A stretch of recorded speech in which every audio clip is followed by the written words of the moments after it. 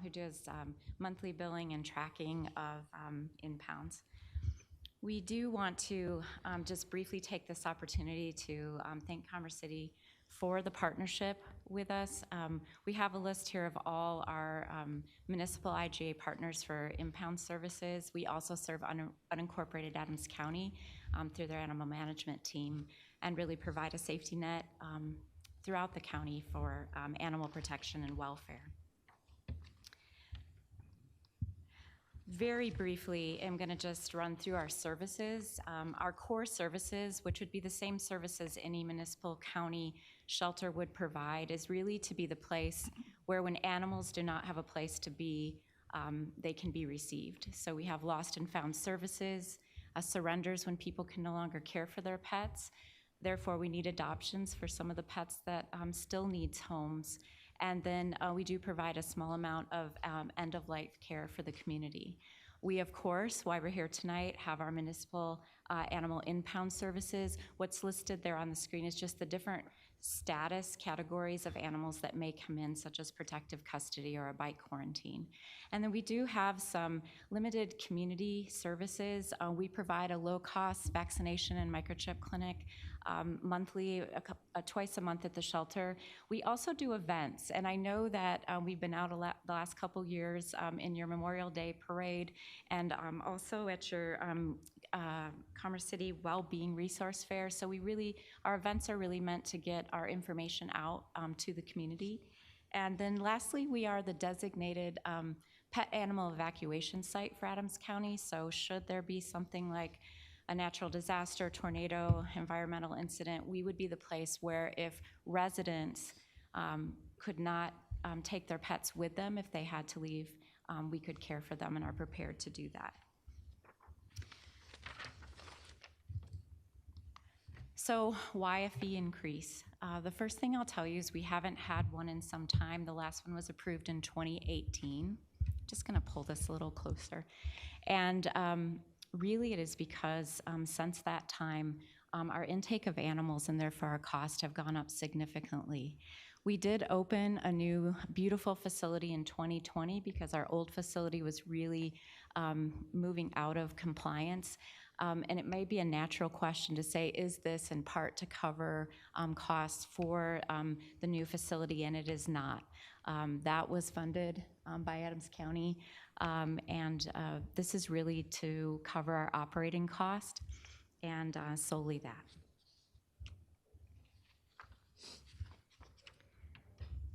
So what are some factors impacting cost? And I'm not going to go through all of these, but the biggest is we've had such a spike of intakes post-pandemic.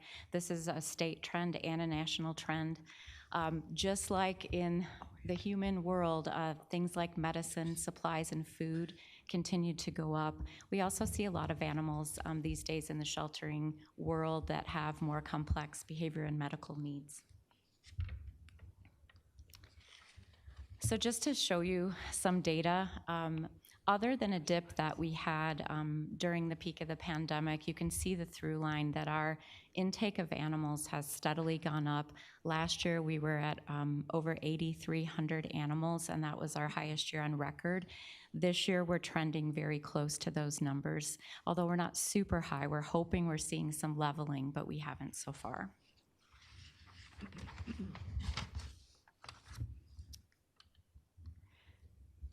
The other thing you may know or not know is that there's so much that goes into a shelter. We are regulated by the state through the Department of Ag. Before an animal even comes in the door with an officer or from a member of the public, there's a lot of things we have to have in place. The right size kennels, and actually the longer a pet is there, the bigger their kennel needs to become. We have a full veterinary clinic here. You see in the picture one of our vets. Animals are required by state statute to be spay and neutered before they're adopted, and many come in without being altered. So we have a DEA license, we're regulated by DORA, and so on and so forth. We also need to be there to take care of the animals 24/7. So we're there on inclement weather days and holidays and so forth. So before an animal even comes in the door, a lot of this has to be in place. Something we thought it would be helpful for you to see too, when we just talk about that post-pandemic spike, is in pet surrenders. So if you look at 2018 and 19, we're over 1,100 animals on average a year, and 24 and 25, the average was well over 1,700 animals. We're showing the different municipalities, including Adams County, and you can really see that the pet surrenders fall in line with the size of the municipality or jurisdiction. And we do not charge the cities, our partners, for surrenders, but we just wanted to show you that this is also impacting our public services. Another thing that we wanted to show you is just the days of shelter being provided. 2022, coming out of the pandemic, was our first year we broke over 100,000 days. This is how many animals come in, and the shelter's days is how many days they actually stay with us.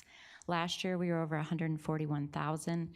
Part of this was higher than normal because we had 10 large mass impounds last year, 7 of which that were quite large, but even in 2024, we are at over 120,000 days of shelter provided. That is really certainly requiring more resources. The other reason we wanted to show you this is that our current fee model is built on a sheltered days model. And what we do basically is take our total annual budget and we divide it by the number of sheltered days provided to get a cost per day. And then currently the way that we're billing our municipal partners is we look at how many days pets that came in through your city stayed. This is a model that we felt really worked well, but because our shelter days is going up so much, it's really diluting the formula, and we're capturing less and less of our cost. So the model that we'll talk to you briefly about today is a cost recovery model. Advantages is we feel we've been working so much with Teresa, which we really appreciate. It is a bit difficult to explain, but the positives include we feel like it really captures more of the true cost. It doesn't bill so far back in the rears. And we use a 3-year average of your intake instead of 2 years to really support our cities in smoothing out those highs and lows. As Alicia mentioned at the beginning, the disadvantage, though, clearly is that it creates some burden for our municipal partners in this time of tight budgets, and that is not lost on us at all. So the formula has some layered components, and I'm just going to give the very broad overview. But basically, we're taking that 3 years of intake data average, and then the shelter's most recent ending budget, in this case it would be 2025, to come up with a flat rate fee. And we want to make sure that it's understood that we're dividing this intake between animal control related intakes, which are about 60% of our total intake, as you see on the graph, versus public intakes, which are about 40%. The shelter covers the cost of the public piece. And so then what we're doing is we're looking at our cost recovery amount, which is very simply taking our total budget minus our revenue to get that starting amount. And then we're going to calculate your billing share, and that is just based on your percentage of that 60% of animal control intakes. There is another step where we apply some related credits. For example, if you had some restitution money that came in from a Commerce City case, we would apply that. And then we add on some separate a la carte fees that not all cities use evenly. That comes to a flat rate fee. When we met the first time in 2025 with your city manager and leadership team, we heard across the board that really what we were asking for was too much. And so we went back and we lowered the cost recovery target. And so at the end of the formula, if across the board with all our 8 jurisdictional partners, if that total is higher than 20%, we're actually crediting back each city based on their billing percentage to keep that collective share at 20%.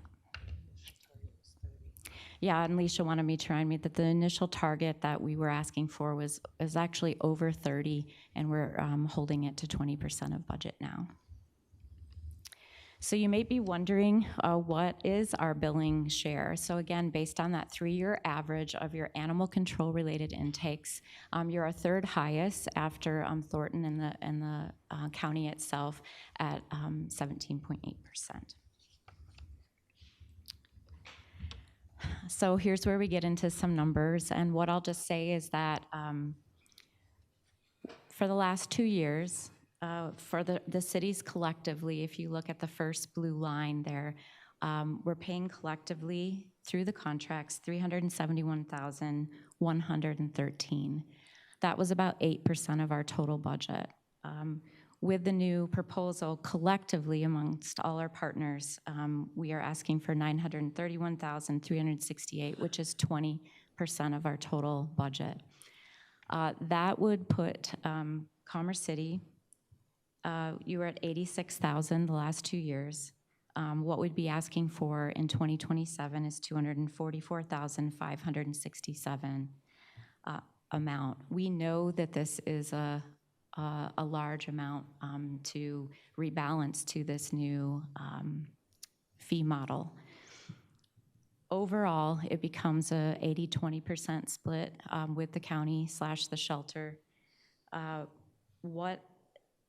If you look over to the pie chart, that 2,600,000 plus is really what the county absorbs for our public services, for our own animal control, and then anything above the 20%. Our revenue share is around 22, and then again, the share with the municipalities across the board at 20%, so it becomes an 80-20 split. One of the things we've been asked is, what are we doing also to mitigate our cost? And in light of time, I'm not gonna go deep into these, but I'm just say that we do leverage human support. We have a really robust volunteer program. We had a record 35,000 service hours last year. That's equal to the labor of 17 FTEs. That really helps us keep our FTE count down. And many of the volunteers are from right here in Commerce City, which we appreciate.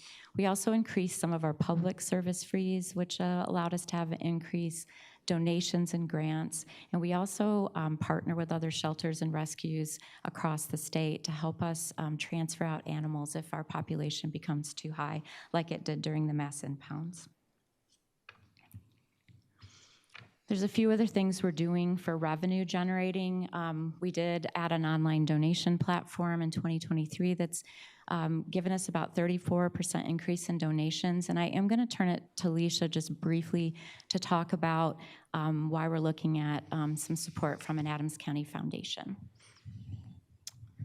Yes, thanks, Stephanie. You all will hear from us more. That'll be great. When we come back to talk about a community foundation that the county will be establishing, this will allow us to actually go out into the community and seek dollars and to accept things like endowments and other larger donations. As a county, we don't have the statutory authority to actually fundraise.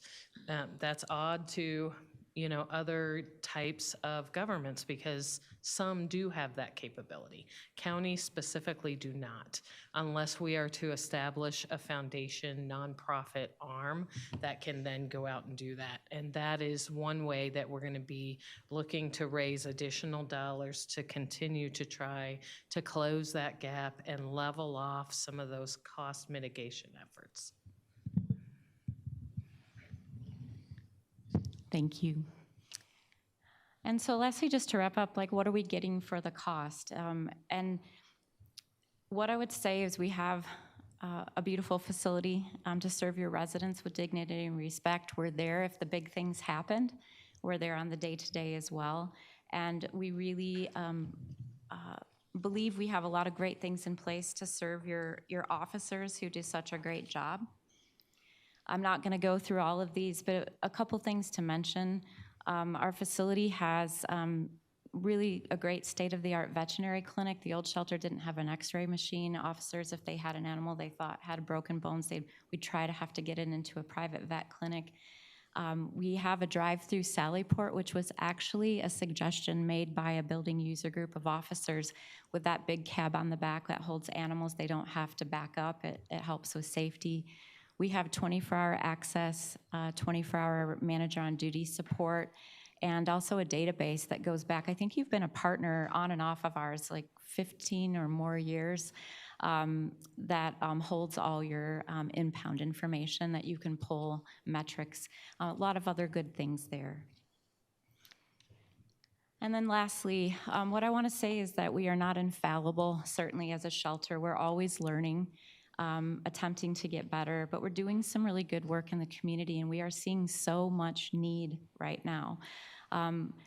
Things like vaccines, provided over almost 20,000 vaccines to over 8,000 animals, 4,000 animals adopted, and over almost 3,600 surgeries, most of those spay and neuter in the community and so on. Also serving all those animals from those mass impounds. Many were cruelty, neglect cases, and we were able to save most of those pets in partnership with your officers. So we appreciate you listening to us this evening, and we're happy to stop here and take any questions that you may have. Thank you. Okay, thank you. Appreciate your presentation and everything you had to say, especially about the facility, the support, and so many animals that come through, and the fact that it encompasses all the cities within Adams County and the county itself. That's a lot. Any council members have questions? City Manager Rogers. Thank you, Mayor. Before just jumping into questions, I think just kind of share with you what we as staff see as next steps for your ultimate consideration. I think as you heard from the county, we've entered into use of their facility through an IGA.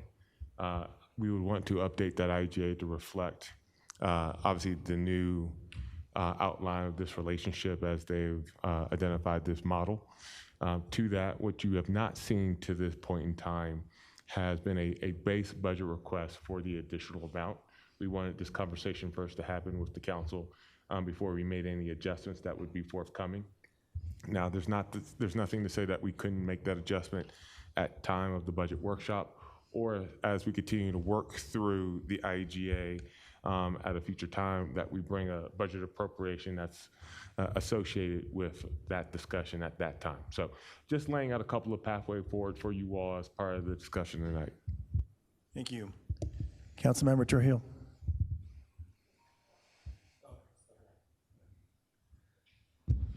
Thank you, Mayor.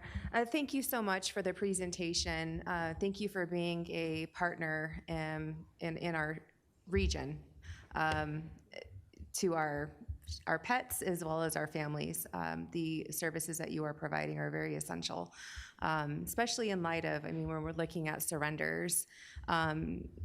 It's a challenging time right now for a lot of families, and we're seeing families working 2-3 jobs, right, just to make ends meet. And so from what I've heard, you all have approached those surrenders very compassionately. So thank you for that, because it's a very difficult situation, I think, when families have to surrender their animals under such hard circumstances.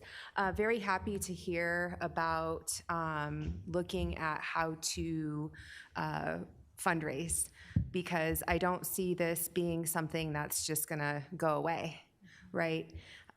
You all, serve so many, and so I just can't thank you enough for being a partner. Thank you. Councilmember Dukes. Thank you. Thank you, Mayor. Thank you for the presentation. Just a couple questions. I know the 184% gets my attention, probably as well as my other colleagues.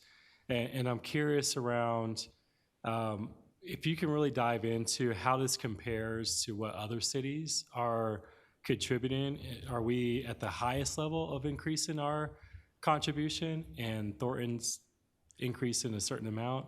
I'm looking at page 13 on your PowerPoint specifically, where it says all IGA partners combined is at 150% versus us at 184. So can you help explain the different contribution levels? in my understanding, you are going to a flat rate, which I understand that piece of it, but where are we in comparison? Do you want me to? Yeah. Okay. It's a really excellent question. Like, you're like, are you wanting to make sure it's sort of even across the board? And Marla actually may be even better to answer this, but it's really based on each municipal partner's intake and how we work that formula through.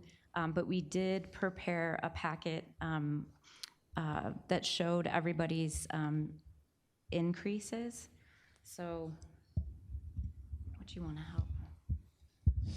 Oops, sorry, that was loud. Oh, we don't really have the percentages The on here, though. percentage, yeah. But we don't have the percentages on here. If you don't have it today, that'll be just Yeah. maybe a follow-up question as Yeah. we think about our budget discussion. So we have the amounts for each of the cities, and we can, we have left that with your team, but the percentage is not on there. And the percentages are varied, but they're all significantly higher. But they're a little bit different per city. Again, your excellent question. Just the reason they're not all exactly identical the same is just because everybody's intake level is different.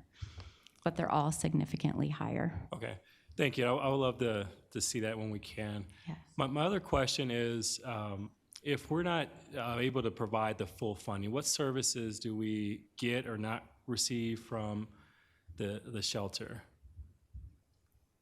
That's a really good question. I can help with that.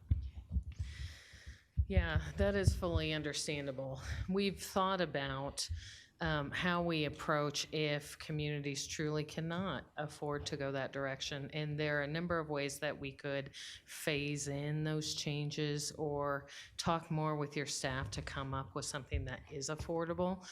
Our intent is not simply to push these increases. It is to continue to work with all of our partners, and we've been understanding as possible. I think the challenge that has arisen for the county is that year over year, we have not been capturing any of those amounts that have truly been needed to cover our expenses. And now even the county is at a place where we cannot continue to absorb those amounts, especially since we are a property tax supported entity and property taxes are constricted. And other funding mechanisms that are typical for the county are constricted. It's a challenging time. So we cannot continue to recover 8% anymore. So we're trying to find that balance that works with everyone, but we're certainly also willing to work with you all. Okay, thank you. And my last question is, it's around kind of your last point, just the sustainability. And it kind of connects to Councilmember Trujillo's comment around fundraising is amazing.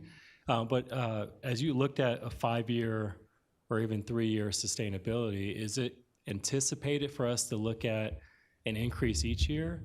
And the second part of that is the shelter is located in the northern range of our city, or not in our city, but it's in the northern range where it doesn't completely serve the whole part of Commerce City. And does that mean there won't be additional maybe programming or expansion to help serve other parts of our city if we're not able to contribute financially? Right. Our intent is that we're able to find other avenues to be able to continue to provide those programs. So the Community Foundation is one way we're looking at doing that. There's additional grant opportunities that we're looking at. This particular time is not super for grant receiving. I think y'all have spoken on that previously, but that is our long-term future, is looking at what is the balance of what we're providing for the cost and what can the county provide and what do we need to work with our partners on creating opportunities and avenues for different ways of covering things. It may be that at some point we have to rethink hours were open, for example, or other things like that. But as far as the actual services provided, I think Stephanie indicated we're at the big four that are baseline provision. And anything beyond that, we're fundraising for, and we're doing far less than other shelters are capable of doing because they have other resources. Okay, thank you. Thank you so much. Any other council members? Councilmember Guardiola. Thank you, Mayor. And I think this is, and again, thank you for all you do, and thank you for the presentation. But I think this question is more for our staff. Earlier this year, we had a meeting with all the municipalities that Adams County hosted. And this was up there, or a version of this was up there, but also other departments. I guess, City Manager, are we gonna start getting other departments with similar presentation asking for us to go up for the services? Because in that summit or meeting, there's different departments that said, you know, Adams County is short, and some of the municipalities are going to have to up. So are we going to get more departments from the county doing presentations like this? Or is this the first one and we got to wait? Great question, Councilmember Guardiola. And obviously, Alicia, please feel free to correct me where I may misspeak, but I would assume that this is going to be the only presentation that you'll receive in the near future. And the reason why for that is obviously some of the facilities or programmatic discussions that occurred, for example, the Detox Center, the YRAC, which is now YouthLink. They have identified other pathways and or other funding solutions that don't require a change in the intergovernmental relationship that we have with the county, and particularly with that aspect. But a reason why you are seeing this tonight is because obviously this is the solution or the path forward to continue to provide that level of service. But before just making an assumption of building it into our base budget, we wanted to have the formative conversation before you again, like it was held back in January for those who could have participated. So. All right, I have a question around the percentages. You just show 2025. Now, is this 3-year intake, is that on the average? Or 25 is the average, like it says? Commerce City, 7.8%. This is on, page is this? Page 13? So as far as, that's a great question. So the intake that is for 23, 24, and 25, it's a rolling average. So, and then we use our most current, well, I guess, expenses, so that's 2025. So then our next round, the 2023 will drop off, and it'll be 24, 25, 26, and then that will keep your rolling average. We're just trying to kind of eliminate the highs and the lows and trying to even it out a little bit. Okay, because Commerce City is at 229 total, and North Glen has 225, but they're at 6%, and we were at 17.8. Brighton has 182, and they're at 12.1. And of course, Thornton's the highest with 25.1. That's on page 8. So again, I appreciate your excellent questions. We showed the surrenders just to show you that that is impacting us in terms of public services, but we do not charge the cities for surrenders, because when someone comes in to surrender a pet, we know who the owner is. And so that was just more to show you our community impact, but it's not part of your billing.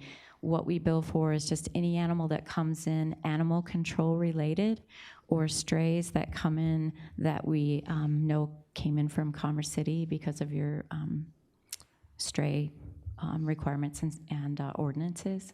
Is that helpful? Yeah, that helps if you could send a report in as well when we talk about the IGA. And also see that starting in 2028, the annual flat rate fee for each city will multiply by the local Denver, Aurora, Lakewood Consumer Price Index to keep pace with the cost of escalation, reduce lag in costs, and increase. Okay. So. Right. The reason we want to apply the CPI to the annual amounts now is hopefully to keep up with cost of doing business, the supply costs, the medicine costs, et cetera. So that can be applied alongside your intake amounts and the budgetary amounts so that, fingers crossed, you won't see such high spikes then in costs that we then have to recover. So if we can soften that with that CPI amount, then you will be able to plan for that and do those calculations annually and be pretty close to where maybe you'll be coming in the next year and the year after that for your own budgetary purposes. It's our hope. All right. Any more? Councilmember Trujillo. Thank you, Mayor. Just listening to comments here, and I'm wondering if it would be helpful in that report is just maybe to kind of give like a line, like a detail of each type of services that are potentially offered, right? I understand that it varies based on, and we wouldn't know until the intake is done. Each animal might require something different, but I think for transparency's sake too, just it would be helpful to have exactly how much vaccinations cost, how much, certain medical treatment costs. I think that will help for our budgeting purposes as well. Yeah, we can provide something of that nature just to give you an idea of some of our most routine services and what they cost. And we could maybe give you a few examples of Great. a few cases to amplify that. That would be wonderful. Thank you. You're welcome. All right, any more? Seeing none. Thank you very much for coming in. This is not open to the Planning Commission, so I'm sorry about that. I should have stated that earlier, so. But we're up next, though. Sorry. Thanks again for taking the time and coming in and let us know what's going on so we can get a better handle on what's going on. City Manager Rogers. Thank you, Mayor. Just so what you can expect at your budget workshop on September 14th, we will work the numbers into the budget consideration, but at that same time, we will have a call out so that there is a specific discussion around that funding level that can always be adjusted down, up, or maintained with the additional details that you all have requested today. So that way you at least get a full picture as it may pertain to the impact on our budget or lack thereof, and once again, answering your questions from today. Yes, Councilmember Trillo. Last, Ms. Eggleston obviously has a question, but is for other residents that might have questions, who is the best contact for individuals to reach out to so they can ask questions? Yeah, that would be me. Okay, wonderful. Thank you. Do you have any cards with you? I do have a card that I Okay. can leave. Yeah, All right, absolutely. appreciate that. Thanks. We appreciate your time and thoughtful questions, and we'll get you that additional information. Appreciate it. Thank you.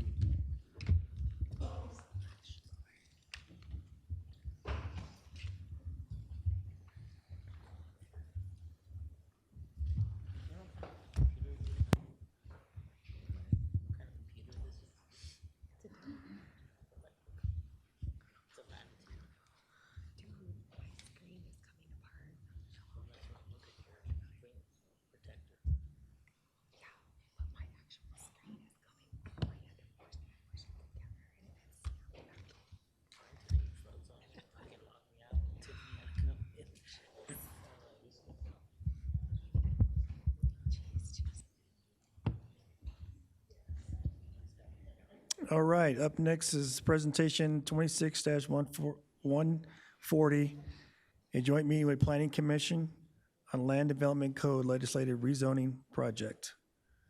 And looks like the full team is here. Who are we missing tonight? Allison?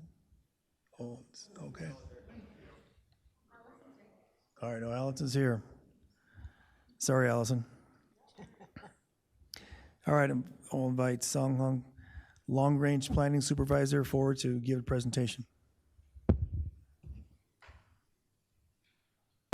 Great. Thank you, Mayor, City Council, Planning Commission. So we are here for our third study session with you guys to talk about the legislative rezoning project. Just to remind you all, Last time we met was back in April or so for a study session, and that was specifically focused on the draft recommendations for phase one, which is focused on the northern part of town. And so now we're back to talk about draft recommendations for phase two. And so really for tonight, what we'll do is talk about the draft recommendations, summarizing the key takeaways for phase two, kind of a takeaway from our outreach that was conducted throughout June and July. And we'll talk also about the refinements that were made based on that outreach.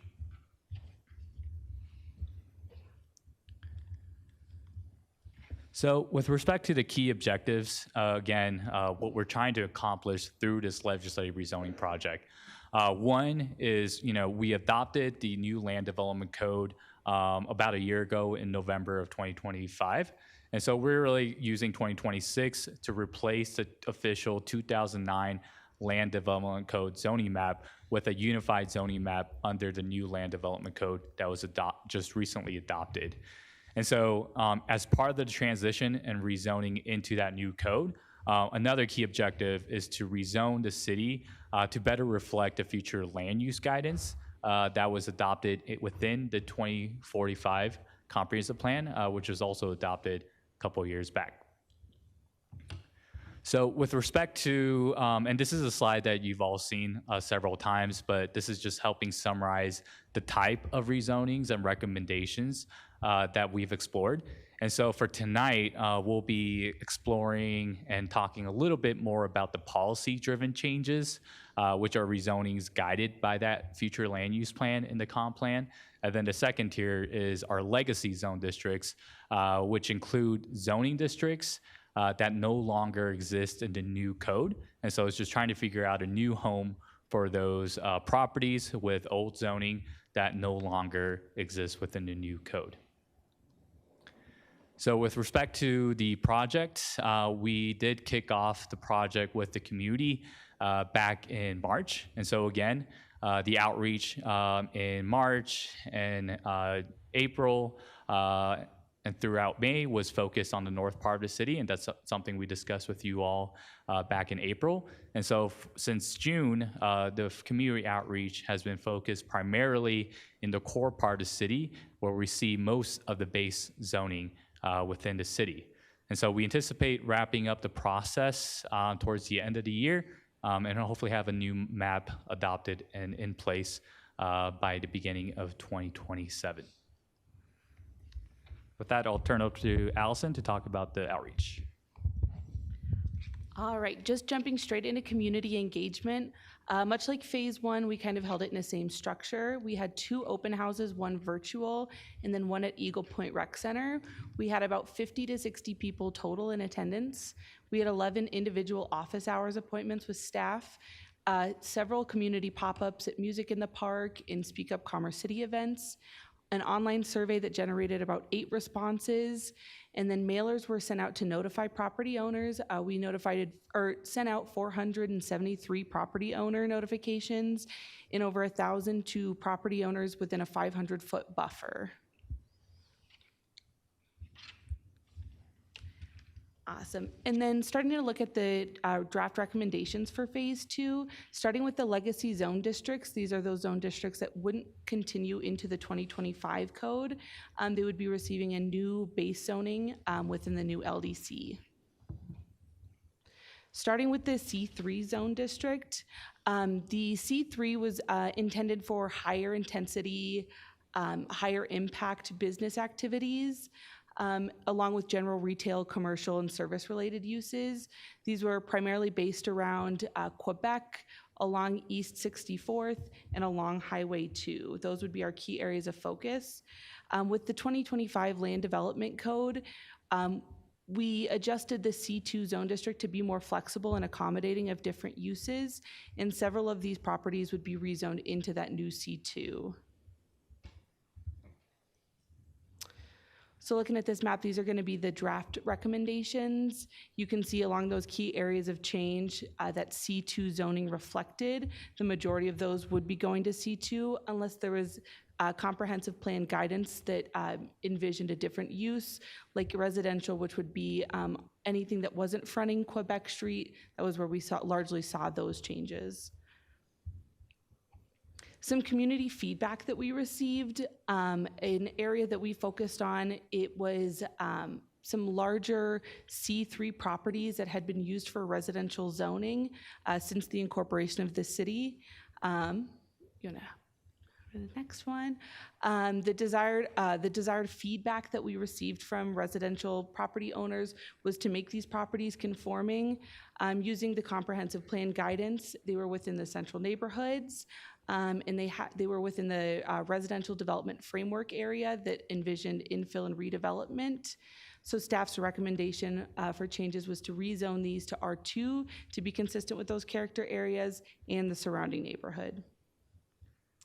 I'll look at the I1S, that's going to be our industrial park storage districts. These are located to two limited geographic areas, that Rocky Mountain Industrial Park and the Stapleton Industrial Park. These are envisioned for lighter intensity industrial uses with outdoor storage entitlements. And both of these areas are fixed within the I-270 character area where outdoor storage is supported. So the proposed rezoning for both of these districts would be to go from I-1S to I-2 to continue to allow those outdoor storage entitlements along with those broader industrial uses. R4 and RU are also incredibly geographically limited in the core city.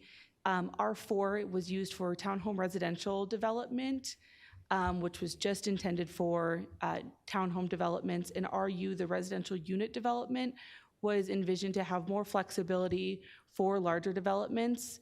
The 2025 Land Development Code has modernized a lot of our residential development standards to accommodate a lot of different residential uses. So the R4 properties were proposed to go to R3 and the RU to R2. And this is just a quick look at those kind of surrounding character for those properties in the draft recommendations.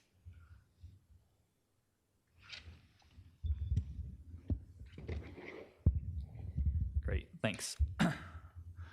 And so while Allison kind of summarized the key recommendations for those legacy districts, I'll be focusing more on the policy-driven changes and recommendations. And so these are, again, rezonings that are guided by the comprehensive plan and address situations where there may be a mismatch between the current zoning and what the comprehensive plan is calling for.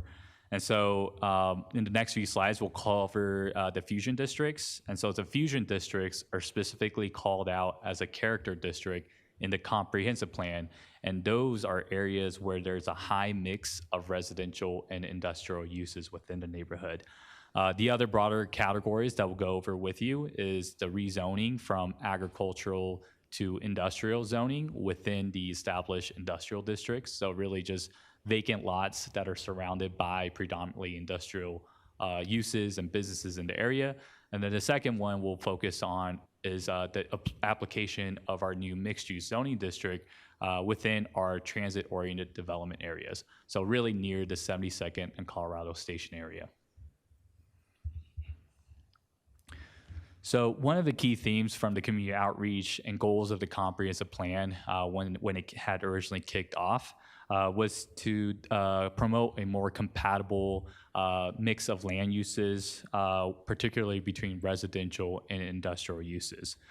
So as such, there are certain parts of the city where there is a higher level of conflict between residential and industrial.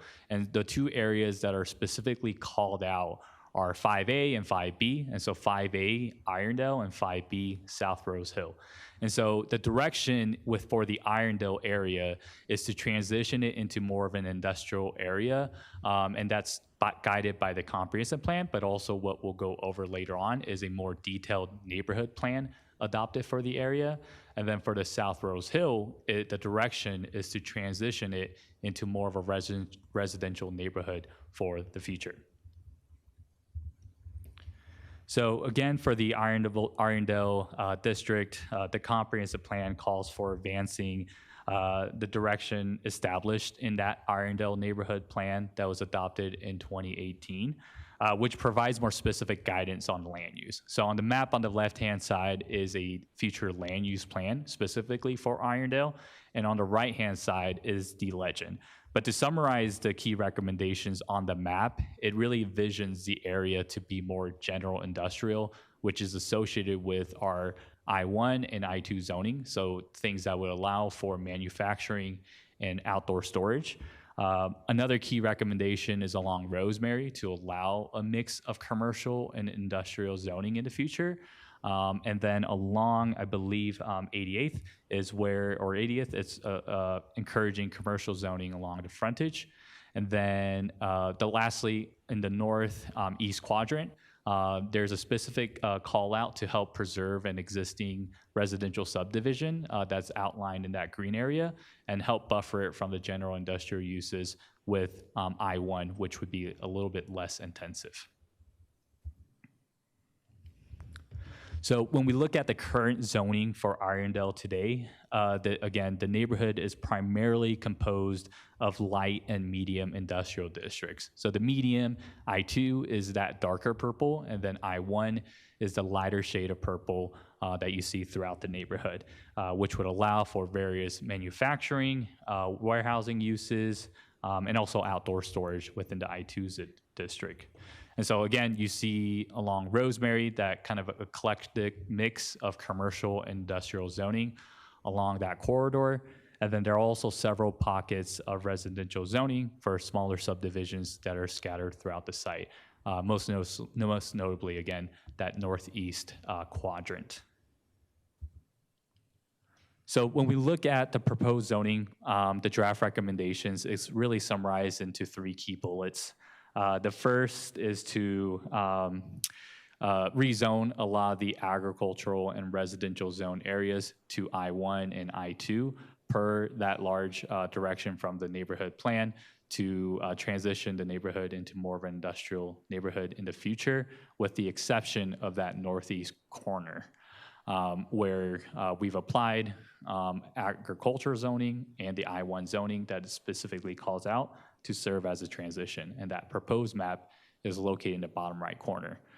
We've also recommended rezonings along 80th to C2, which would allow and encourage more of that commercial uses and businesses in the future.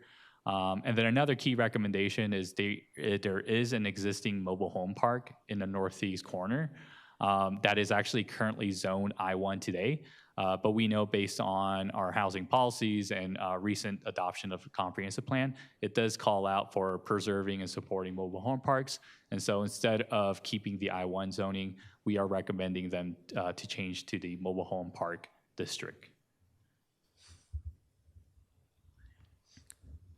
For South Rose Hill, again, the future land use direction for the neighborhood is to discourage industrial uses and phase out traffic within the neighborhood. Those are the key points from the comprehensive plan.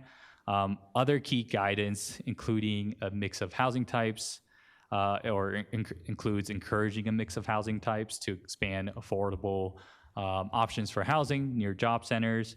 And it also talks about promoting higher intensity housing along Niagara Street to create a better transition from the single family homes to the west, and then also the business uses to the east. So that's specifically what the comprehensive plan is calling for. So in terms of our current zoning today, again, it is an eclectic mix of industrial I-2 zoning and R2 zoning, with the R2 zoning primarily within the core kind of inner parts of the neighborhood, and then the industrial zoning applied along the neighborhood edges. So within that industrial zoning, there are numerous industrial businesses, from contractors to kind of tire repair shops to manufacturing, with significant allowances for or uses for outdoor storage today. So with respect to the proposed zoning, we try to keep in line the draft recommendations to apply to zoning that is consistent with the comprehensive plan. And so what that means is rezoning west of Niagara Street from I-1 and I-2 to R2. So on the left-hand side is the current zoning map, and on the right-hand side is, again, what we are proposing based on the direction of the comprehensive plan. And so the orange would be largely R2. And then there are properties that are adjacent to I-270 on the south. We've retained the I-2 zoning because the property sizes are significantly larger, which would be more conducive to business attraction with its visibility and kind of large property size. And then another key recommendation is to rezone the properties along Niagara Street to R3 and properties east of Niagara Street to I-2 to, again, advance that plan guidance for higher intensity residential uses that could serve as a transition.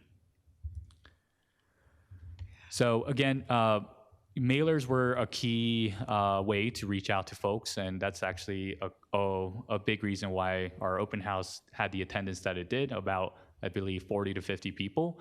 And so the community feedback that we got from many of the owners and residents for this particular type of recommendation and area were the concerns around becoming a non-conforming use. And so I'll go over that in a few slides, and I'll pause for questions and comments with respect to both Irondale and Southwest Hill. But non-conforming uses are essentially, you can think about maybe homeowners that live in a single-family home or once constructed as a single-family home that is now located in an industrial zoning district. And then also maybe a business that was developed under an I-1 or I-2 zoning that is now located within a residential zoning district. And so really what that means is that when we talk about the term nonconformities, we're essentially referring to buildings or uses that were completely legal when they were first built, but over time no longer complies with the current zoning rules as they have changed and evolved over time. And so again, the examples are, perhaps a manufacturing business that was allowed under industrial zoning when it was constructed, but now resides in a residential zone district. And you can apply that example vice versa. And so these non-conforming uses and buildings are allowed to stay. They don't have to move. They don't have to shut down their operations, but there are limits on future expansions.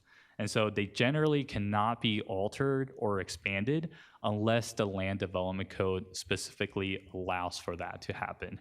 And so the intent really behind the non-conforming use standards in our code is to really strike a balance between two interests, which is one, respecting the private property rights under which the property was developed and invested in, and then also making sure that the city is able to progress towards the community's long-term land use vision that has been adopted by the comprehensive plan. And so a last thing I'll note here and pause for questions and feedback is that as part of the 2025 Land Development Code, there is a new process and tool that provides a little bit more flexibility for nonconformities. And so what this process is it would give quote unquote minor nonconforming uses a pathway to become conforming, which would remove the barriers that we just recently discussed in terms of its ability to expand the use on the property.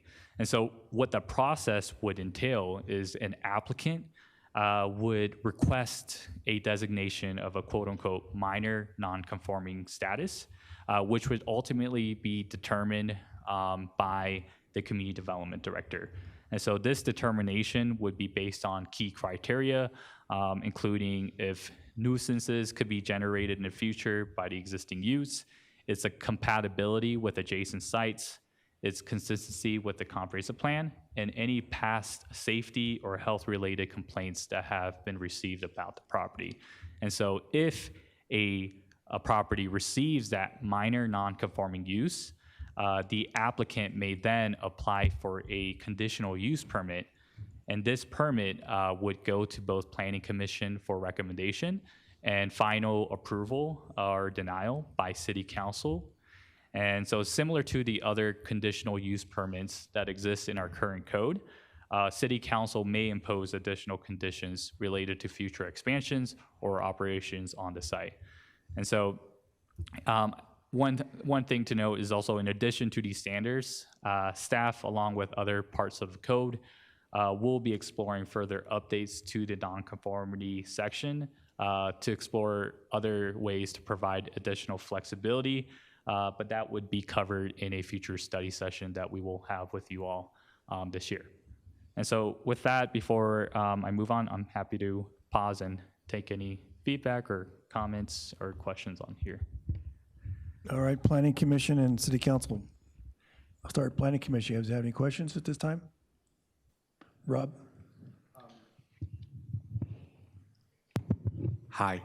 I was wondering if you have an idea how many residential homes and how many businesses are impacted being non-conforming after these changes?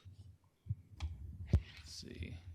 So by and large, we don't know exactly the number just because we also don't understand the fully on-the-ground conditions. But if you look at this map alone, I think we could estimate probably about 50 properties or so within the South Rose Hill neighborhood that might be non-conforming if they have an industrial business operation on site. The other caveat to that is one of the slides that that Allison covered is we're actually fixing nonconformities too. And so along Quebec Street, there's a handful of properties that are single-family homes that have commercial zoning today. And so in those areas, we're kind of fixing the nonconformity status. And so if you had to kind of add it all together, I think it'll be a balance. But I think really the key goal is what vision are we advancing and what policy are we advancing? And even though we might be creating nonconformities, it's in with the pursuit of trying to implement the land use guidance of the comprehensive plan. Thank you, Board Member Schechter. Any other planning commissioners? Nope. Okay, Mayor Pro Tenable. Thank you very much. On previous city councils, we've discussed having at least buffers between residential and industrial, some sort of zoning. Has that been taken into account, and has it been applied in this case? Yeah, so I would answer that in two ways. I think one is the buffering and transition has been updated in our new code. And so in our new code, if you are an industrial property owner and you plan to make investments or construct a new building, there are certain buffering requirements that are enhanced and required when you are an adjacent to a residential property.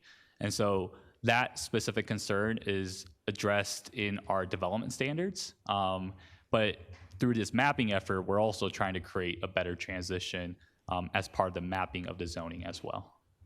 Yes, that's what I'm thinking about is a zoning buffer as opposed to trees or something, that these homes that have been next door to industrial for a long time, and it's like that in other areas too. I think we'll be getting to that later on in this presentation.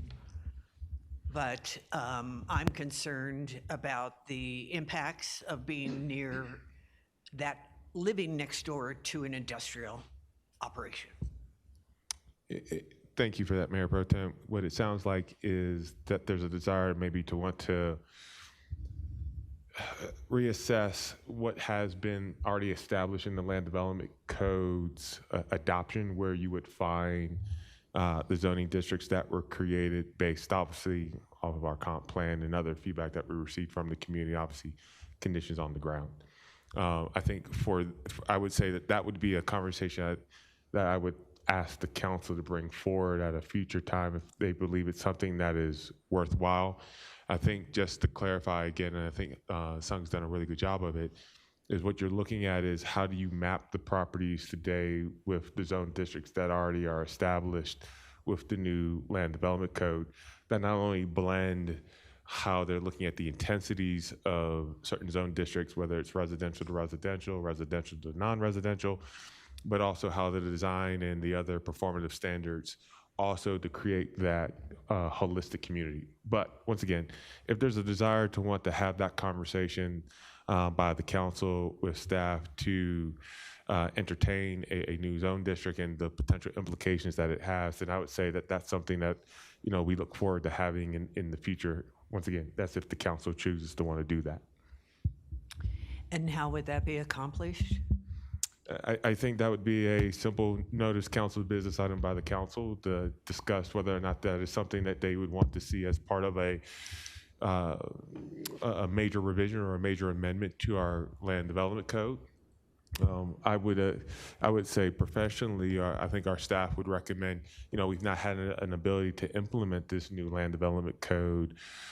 Given that, right, we are only gone through phase one. We've only seen very minor level of applications come through our door that are assigning themselves to the new LDC.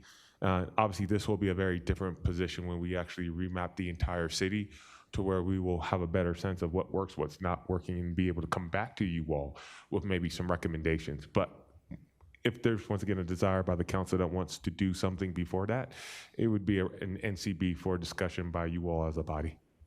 Okay, so could industrial be non-conforming? I'm not tracking, ma'am. Can you? If let's take Rose Hill, where there's residential and industrial, so that the industrial that borders homes in Rose Hill could be considered non-conforming.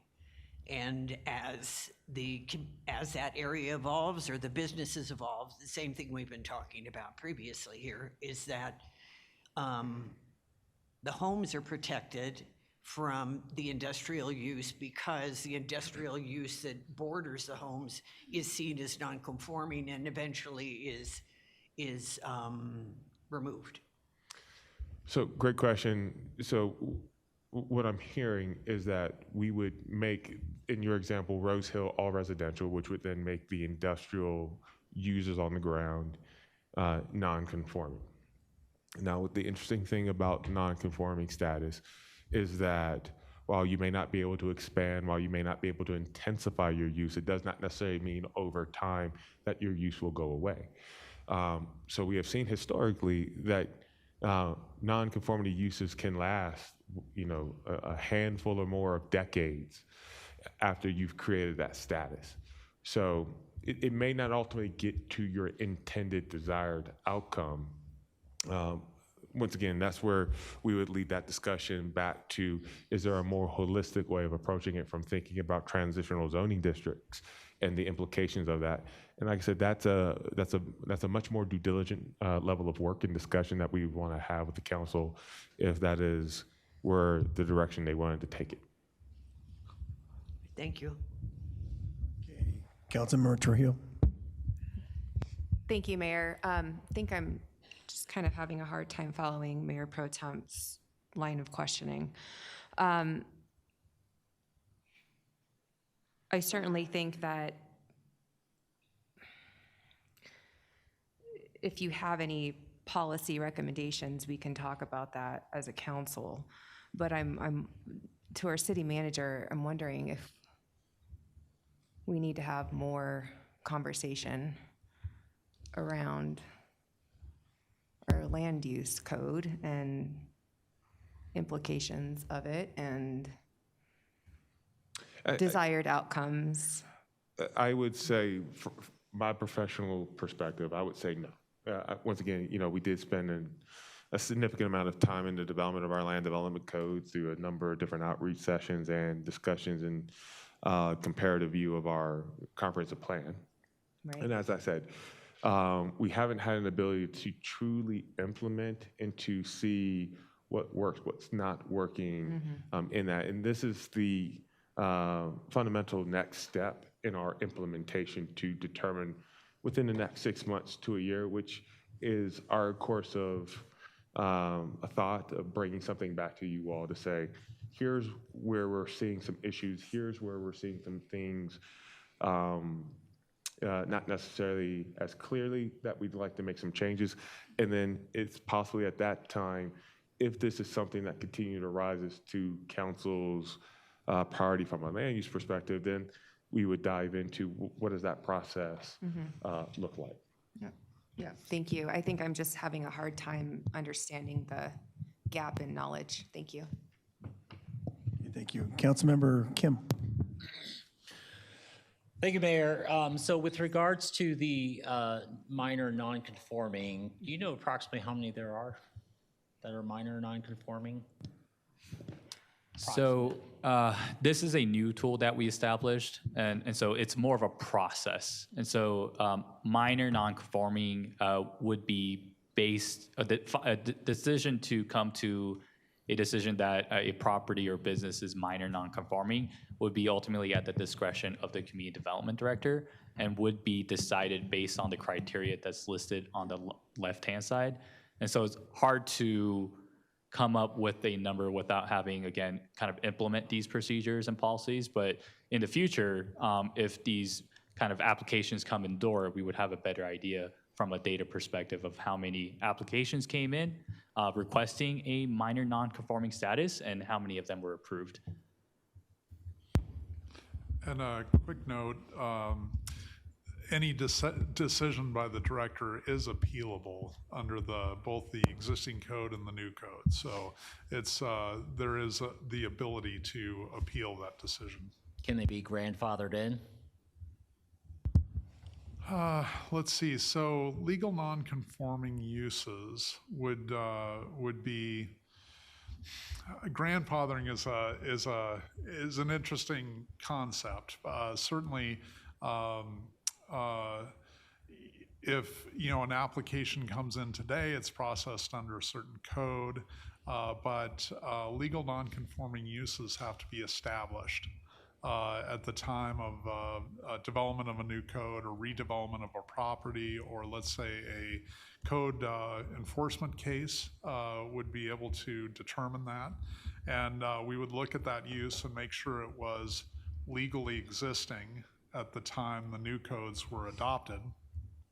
If so, then that use can continue operations under certain circumstances. For example, they don't expand or they don't cease operation for a period of 12 months or more. So grandfathering, I would say there are conditions on that under the non-conforming use or structures. And we deal with that today as well, because there are, Commerce City goes back quite a ways, and there are current conditions that have been deemed to be non-conforming either uses or structures that we deal with. So, gosh, that was a long-winded answer to a very succinct question. I hope that covered it. I appreciate that, Mr. Sutherland. I think the other question I have, and I'm not sure how to really ask this, but more so when it comes to the minor non-conforming, is there ways that a process can be implemented to help bypass the full CUP process, especially for existing homeowners? I'm thinking more so from is this going to be an administrative burden? Is this going to be a financial burden or something to that effect? That's all. And as Mr. Rogers was saying, we're fully expecting to come back to these, to the commission and to city council with amendments. This is one area that we need to take a careful look at because we know that nonconformities will be created with the adoption of the map and the implementation of the code. So we are fully expecting to come back to you when we have more information about the subject of nonconformities and how many there are, and to see if there are processes that we can adopt that maybe address conditions that we see arising. So we're fully expecting that. And I'm sorry, Mr. Rogers, did you want to add to that? Okay, thank you, Councilmember Garriola. Thank you, Mayor. I have a question about the C3 slides. Is there a reason Derby's not involved with that? Because there's houses around Derby. Is that because it's in the URA, or why was it like excluded? I mean, just asking. Yeah, I don't think it's excluded. If you look at one of the attachments, we actually show you the full draft zoning map for the entirety of the city. I think what Allison was trying to do was just highlight the areas where the C3 zoning is largely concentrated today. Okay, which cool. is along those major corridors. Perfect. Thank you. Councilmember Dukes. Thank you, Mayor. Just thank you for the presentation and the thoughtfulness around the mobile home unit and making sure you move that to a zoning and being proactive about that now. That is going to preserve the housing there so it doesn't move into an what's currently I3, you said, right? Or I2? I believe I1. Oh, I1. So being thoughtful around that and listening to residents' feedback, I appreciate that. I also appreciate, I had questions about Rose Hill, but you cover those. It sounds like there is a mix of conversations that will take place. It is going to be rezoned, but then there'll be some transition and support as they think about what's conforming and what's not. So I appreciate that. Any commissioners or questions? I have a question. Commissioner Eagleston.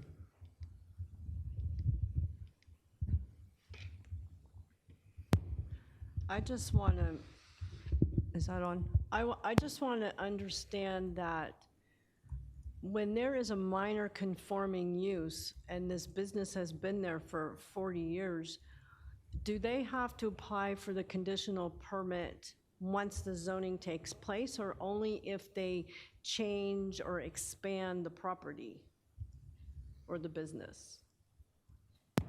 So let's say we have a I2 zoning, and the I2 zoning is now going to R3. And there's an industrial business operating on that site with now a new R3 zoning. Since they are now classified as a non-conforming use, they would not be able to expand their use or business on site. And so if they wanted to get rid of that status as a non-conforming use, they would go through this process in place as part of the new code, where they would seek that minor non-conforming use designation. And if they are approved of that, they would go before City Council to seek the conditional use permit. And if the conditional use permit is approved by City Council, they would be alleviated from those constraints. Right, but my question is, do they only have to do that process if they're changing the business or expanding? Yes. Okay, that was my question. And we're trying our best to do outreach. And this is what part of the study session is about, this outreach effort to let people know that their zoning is changing. But you might see this if a building permit comes up, this business owner that had their property changed to residential comes in for a building permit, we'd have that in-depth discussion at that point. Right, okay. All right, I had a question that's on page 15. This would be 15. It's going from R4 to R3. So R4 is townhome residential district to multifamily residential district? That's correct. And so the R4 only allows, I believe, for townhouses. And that single property on that map on the left-hand side is the only place we've applied the R4 zoning. And so the R3 zoning would consolidate the use allowances, allowing for both townhouses and general multifamily within the R3 zoning district. So it could have townhomes or? Yes, sir. Okay. So you're not taking out one for the other, right? No. Okay. All right. The question's been answered for Rose Hill as well, so. And then Irondale, trying to keep that, a portion of that on the northeast more residential. Let's see. Same as down by Rose Hill? Yes, the Northeast is retaining the ag zoning consistent with the guidance of the Irondale Neighborhood Plan, which would allow for residential, single family. Okay. So right now, isn't there a horse property over there? Yeah, I believe there's a mix of horse stables and some agricultural uses on site. Okay. All right, I'll ask Planning Commissioner again, any more questions? Council? All right, thank you very much. Appreciate that. What's the next steps?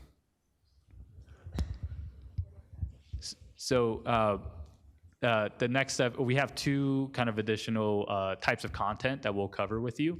And then we'll cover next steps with our director at the end here. And so continuing on to the second type of recommendations is the kind of other categories that we grouped together. And so the first one is a general cleanup, again, of a lot of the existing ag properties that are vacant but are within that character district of the Northern Business District or the I-270 Industrial District, which would encourage and allow industrial uses in the future. The second is around the implementation of our transit-oriented development district, which is embedded within Community Character District, which is mapped primarily near 72nd and Colorado.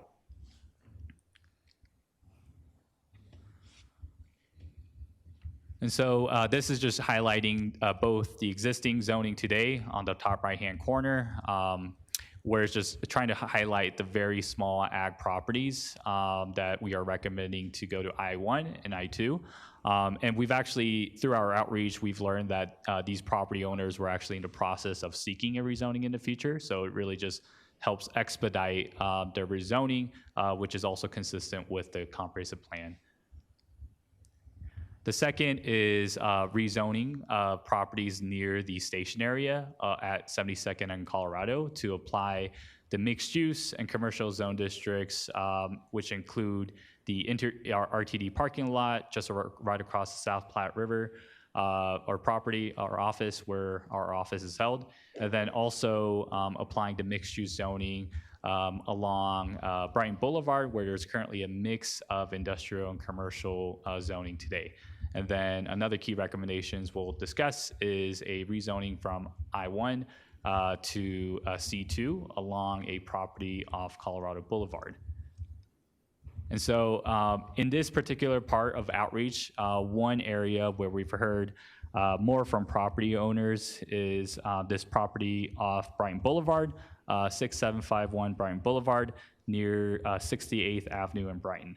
So it's currently zoned I-1 with a legal non-conforming truck repair use, and it also includes a contractor business on site. The original draft recommendation we proposed was to rezone this property along with its adjacent properties from where there's a mix of commercial and industrial zoning from I-1 to C2. So the feedback we got from the property owner was that they do desire to keep the zoning as I-1, light industrial. And primarily their concerns are summarized in a letter that we provide for you in attachment 5, I believe. But they purchased the property back in 2023, completed a full renovation to improve the site. And they worry that rezoning to C2 would give them that non-conforming use status, which would limit their ability to expand or reinvest in the future when they just recently purchased the property. The guidance from the comprehensive plan does suggest a commercial use in the future, but based on the feedback that we've got from the property owners to retain their zoning and maintain their operations on site for the foreseeable future, we've incorporated a staff recommendation to keep the current zoning of I-1 rather than staff's original recommendations for C2. And so any questions on just those two pieces? I'm happy to also move on as well. Commissioners have any questions, or City Council? I have a question. If that business is going to remain the way it is, there needs to be some cleaning up because that is really poorly kept up. It's really an eyesore. So going to C2 will really clean that up. Yeah. Yeah, we are in contact with the applicant or with the property owner, and so we could always follow up with them after the study session and communicate those marks. Okay, thank you. So while the focus of the outreach was for the phase 2 within the core part of the city, we did continue to hear from property owners to the north.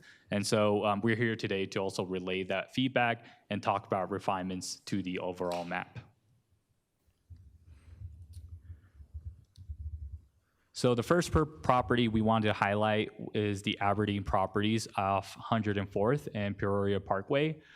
This area is within the Aberdeen PUD, which envisions a mix of commercial and residential development in the future. So the draft recommendation initially shared for the property proposed retaining the PUD through the new PUD overlay district and then assigning a base zoning of C2, which is consistent with the entitled uses in the original PUD.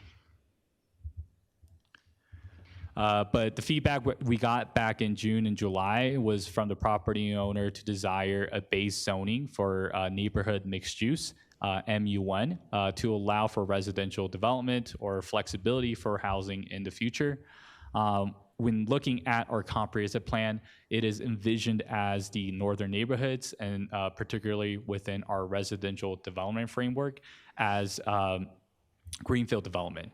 And more specifically, the corridor plan, the 104th Avenue corridor plan, which provides the most specific level of transportation improvement recommendations and also land use, calls this particular part of Aberdeen as residential development opportunity area. So it's clear in the comprehensive plan that the preference is to have a mix of housing there in the future.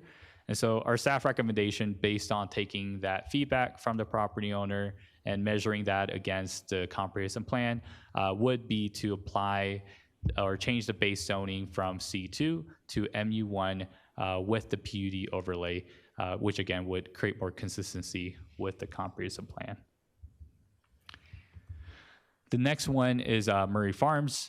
So currently the zoning is a mix of I1, I2. Oh, sorry. So can we take questions on Aberdeen? Yeah. Any council members or commissioners have questions on Aberdeen, going from C2 to multiple use one? Yeah.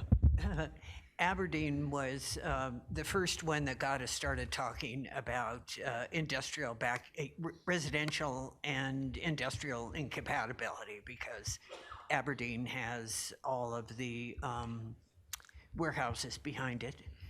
And now I think that's where eight apartment buildings have gone in along the same road that the condominiums are on. You have apartment buildings on I-76, right? And so you're talking then about putting apartment buildings up to BSNF rail tracks. So the PUD overlay would still be in effect. And I believe that the PUD for the property requires commercial development of that site that's outlined. We're talking about the underlying district. So they would still need to come in to see Planning Commission and City Council to amend their PUD to change the land uses as you mentioned, Mayor Pro Tem. Is that correct, Son? Yes. So the underlying zoning district that Mr. Wanhan mentioned is still compliant with the comprehensive plan vision of that Aberdeen property, but they would need to come back to change the land uses and get specific approval of that from both Planning Commission and City Council. Do we have any setback rules from railroad tracks, especially industrial railroad tracks like BSNF? We would have to look at that with a PUD amendment because I think it would change, that would alter the PUD significantly and would, if they wanted to do that, if they wanted to change the uses, we'd have to look at that specifically and see, we'd probably work with the railroad as well on any type of application. But as of yet, we have no application. This is conjecture in the future. They might come in, but they might develop according to the PUD, which the underlying zoning would still satisfy. Well, it sounds like if the property owner is interested in MU1, then the property owner is likely looking for residential development in that vacant parcel right now. I agree.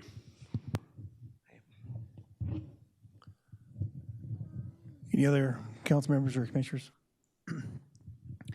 You had a question on that too, as far as,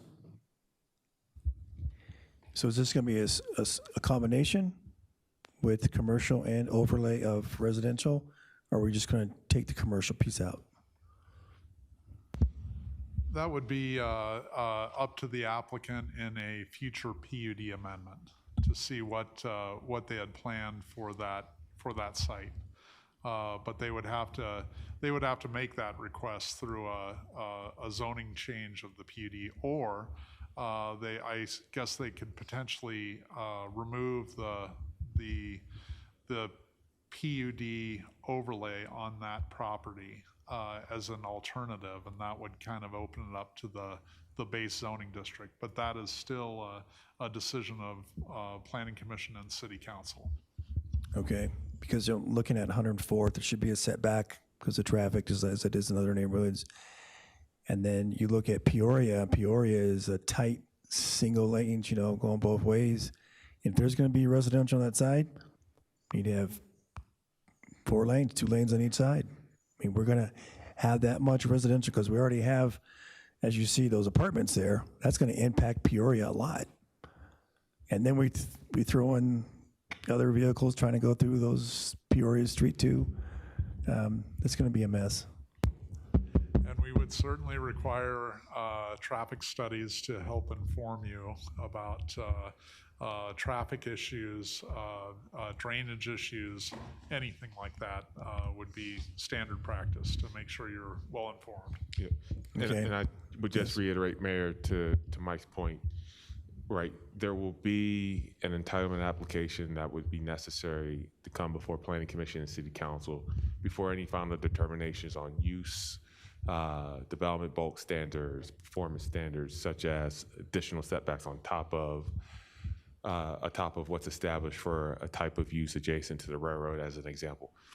So I think, once again, just formatively for what you're finding here today, there's other steps that would have to be taken. I think what we are just trying to show in this is that there is a simple alignment from what the comprehensive plan has communicated to what the zoning districts allow, and to a recognition and acknowledgement of previous established rights under a zoning, that if any change is to occur, that change would be driven by the property owner at a future time. So. Okay, thank you. We go ahead and proceed. Thank you. The second property where we received additional feedback since June is the Murray Farms property. So currently, again, it's a mix of I-1, I-2, C3, R1, R3, and public zoning. And so our draft recommendation that was shared back in March only showed the C3 zone properties going to I-1, mainly, again, to Allison's previous slides, where C3 is no longer a zoning district in the new code. And so just trying to find a new home that better aligns with the comprehensive plan, which is currently called out as a northern business district, which is the reason why we went with the I-1.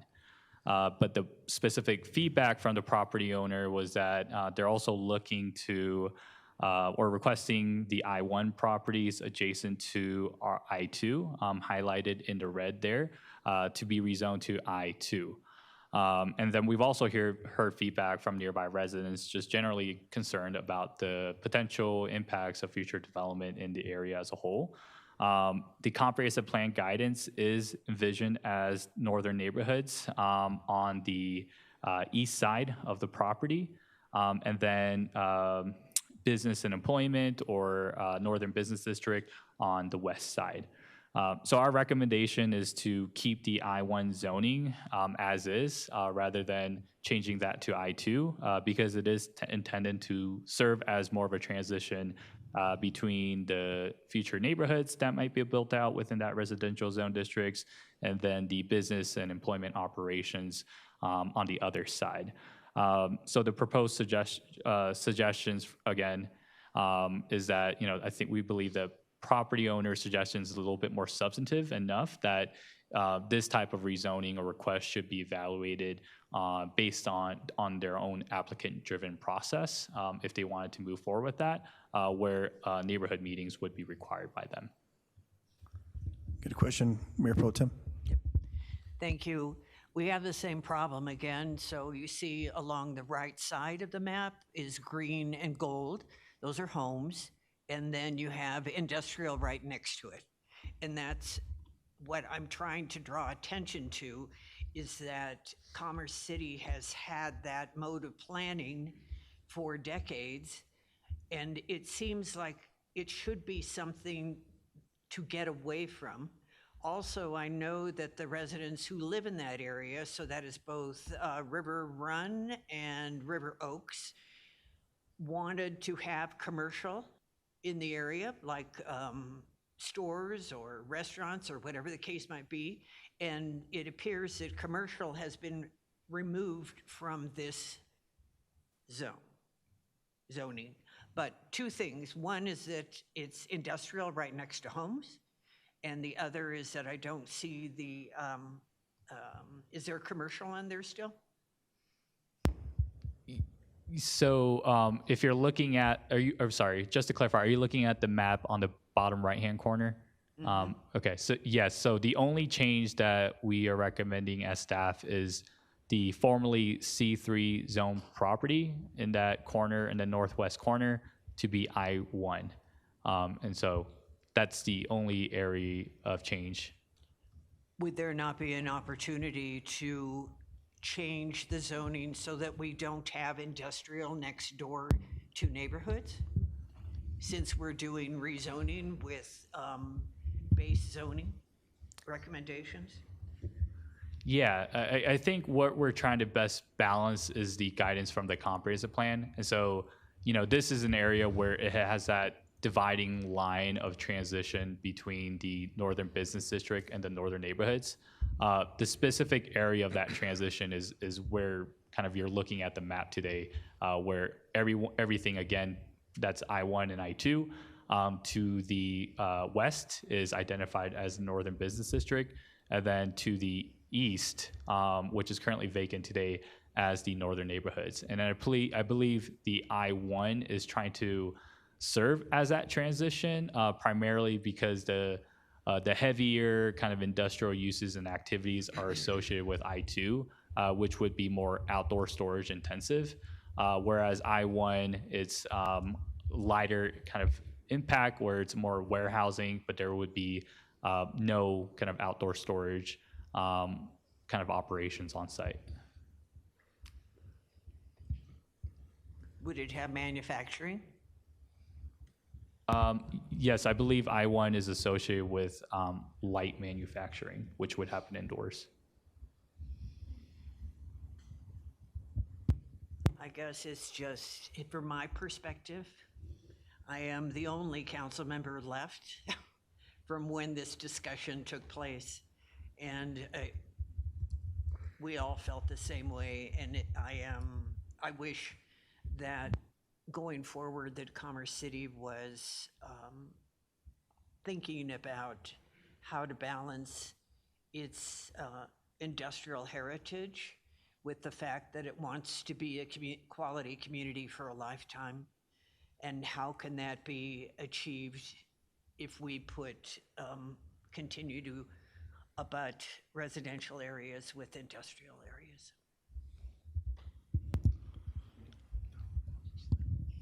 Any other planning commissioners? You know, I have a concern. This is already a food desert up in that area. You know, kind of landlocked from Highway 85. On 20th, there's a 7-Eleven there, but no other type of commercial ability. So I like to see that commercial piece stay. I understand what the landowner wants, but you know, you have community that's been there since what, 2002, 2003, and they are asking at least to get some sort of commercial in there, and then to have that R3, which is, or no, sorry, is that R3? Yeah, R3, which is multifamily right there on front 112th. That wasn't desirable either from the neighborhood. So, but that's my feeling on that. I appreciate that, the feedback on these properties. And I think with Murray Farms, there are many more discussions to be had before there's development on the property. We are currently working with portions of the property, and I think there's a lot of cooperation that needs to happen in that area. Oh, excuse me, Mr. Rogers. City Manager Rogers. Worries. Thank you, Mr. Sutherland. I think one thing that I think we can all can appreciate that may not be known, but I think is more common to us. So when you think of zoning, zoning runs with property lines. And what you see before you on your screen is a number of very unnatural, obtuse angle parcel lines, particularly the one that is at the southeast corner of Havana and 112, where you see the I-1 that has that kind of a shark fin. So when you think about trying to rezone that parcel from I-1 to C2, all of that parcel, all the way from 112th down to 108th becomes C2, which from a proposition for commercial development doesn't provide the best layout, the greatest layout, therefore could have a sterilizing effect to it. It's why you see the proposed zoning that is currently C2 that comes to a sharp edge. Trying to build buildings across zoning lines becomes problematic. So what I think my staff has attempted to do in the discussions with the property owner was to apply a fundamental approach that's pragmatic and realistic, given how those property lines currently exist. Now, there's nothing saying that the property owner, the developer, could come in at a future time after they've been able to develop a master plan that is probably more future state thinking, that looks at that southeast corner and then looks at obviously the transitions to truly develop what is a connected community, whether it's with industrial, commercial, residential, and the like. But part of that limitation that, like I said, that we know just from our day-to-day that you all may not be able to appreciate is we run with property lines. And when you see here, these property lines are dynamic. They are not standard. So it's really going to be incumbent upon the developer to take that next critical step and really think about how they build out this development or how they plan out this development. All right, thank you.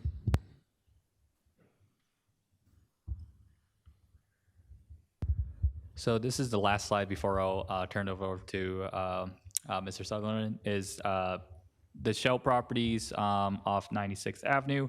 The property owner expressed interest in going from what's currently Zone C1 today to R2. The comprehensive plan does envision it as the northern neighborhoods and as greenfield development. It is consistent with the comprehensive plan, but from our outreach conducted in phase 1, there was large concern from nearby residents about potentially preempting zoning and changing things from ag or commercial to residential development without further community conversation.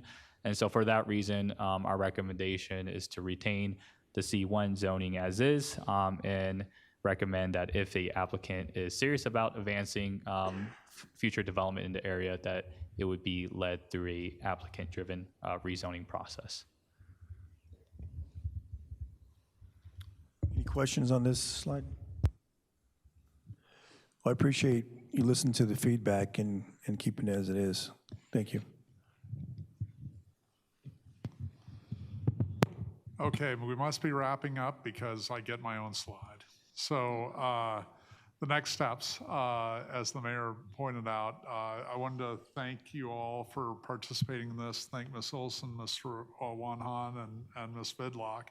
August 24th, that's today, we've completed our joint study session. Then early next month, we'll be updating the project webpage for phase 2 engagement and kind of drawing to a conclusion, the phase 2 portion of this. Then, if necessary in October, if there are more questions, we can have another one of these sessions, or we can kind of proceed to December 1st with a Planning Commission public hearing.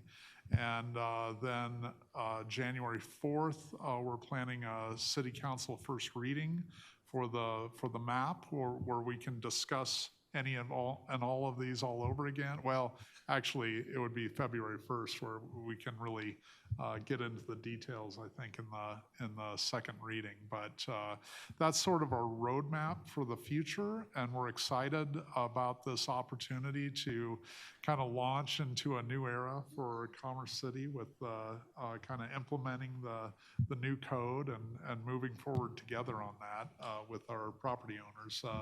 Mr. Rogers? I'm just going to be a little bit more bullish than my good colleague, Mr. Sutherland. Just looking at October 26th, is there a desire by the City Council for another study session prior to taking the formal step of adoption of the legislative map? You're from council? Is everybody in agreement with that? So do you want October 26th as a study session, yes or no? I have one no, 2 no's, 3 no's. Just one. I would. I have two yeses. I have 4 no's. Just proceeding, excuse me. Well, the legislative rezoning would come before you all in a form of a recommendation to the full council. Depending upon how the presentation would want to be brought forward to the Planning Commission, I think is a conversation that my staff can have with PC. But formally, if there's another desire for the City Council to have a study session on the matter, is formatively what I am looking to. No, and then from hearing tonight, there really wasn't a lot of discussion around some of the items. There was, but not for the full body, so I wouldn't consider coming back.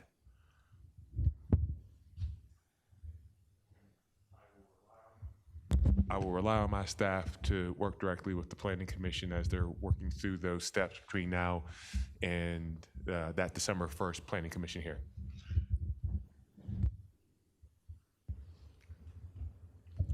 All right, thank you very much. That concludes our planning and city council meeting for study session. And Commissioner Schechter, sorry for calling you Rob. You guys are welcome to stay. And the rest of the night, you have a seat, or you can go ahead and leave. So have a good night. Thank you. Can we get a short break? Request for a short break. 10 minutes? 10 minutes. We'll be back at 7:55. Thank you.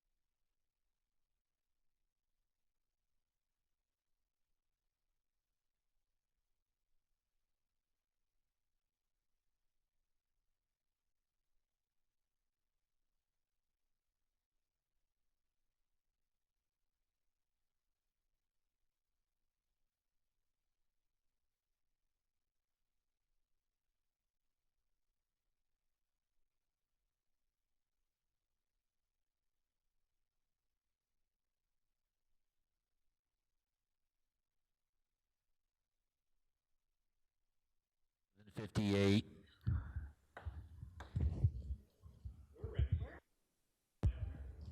We don't need a, oh yeah, we do.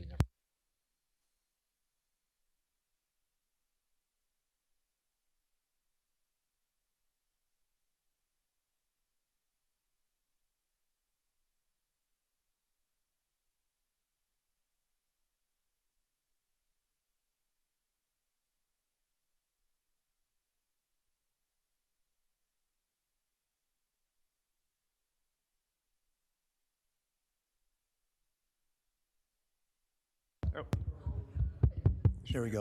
I didn't have the button on. Okay, presentation 26-648, boards and commission discussion. I will invite Steve Ruger, city clerk, forward to give the presentation. Thank you. Okay, thank you, Mayor.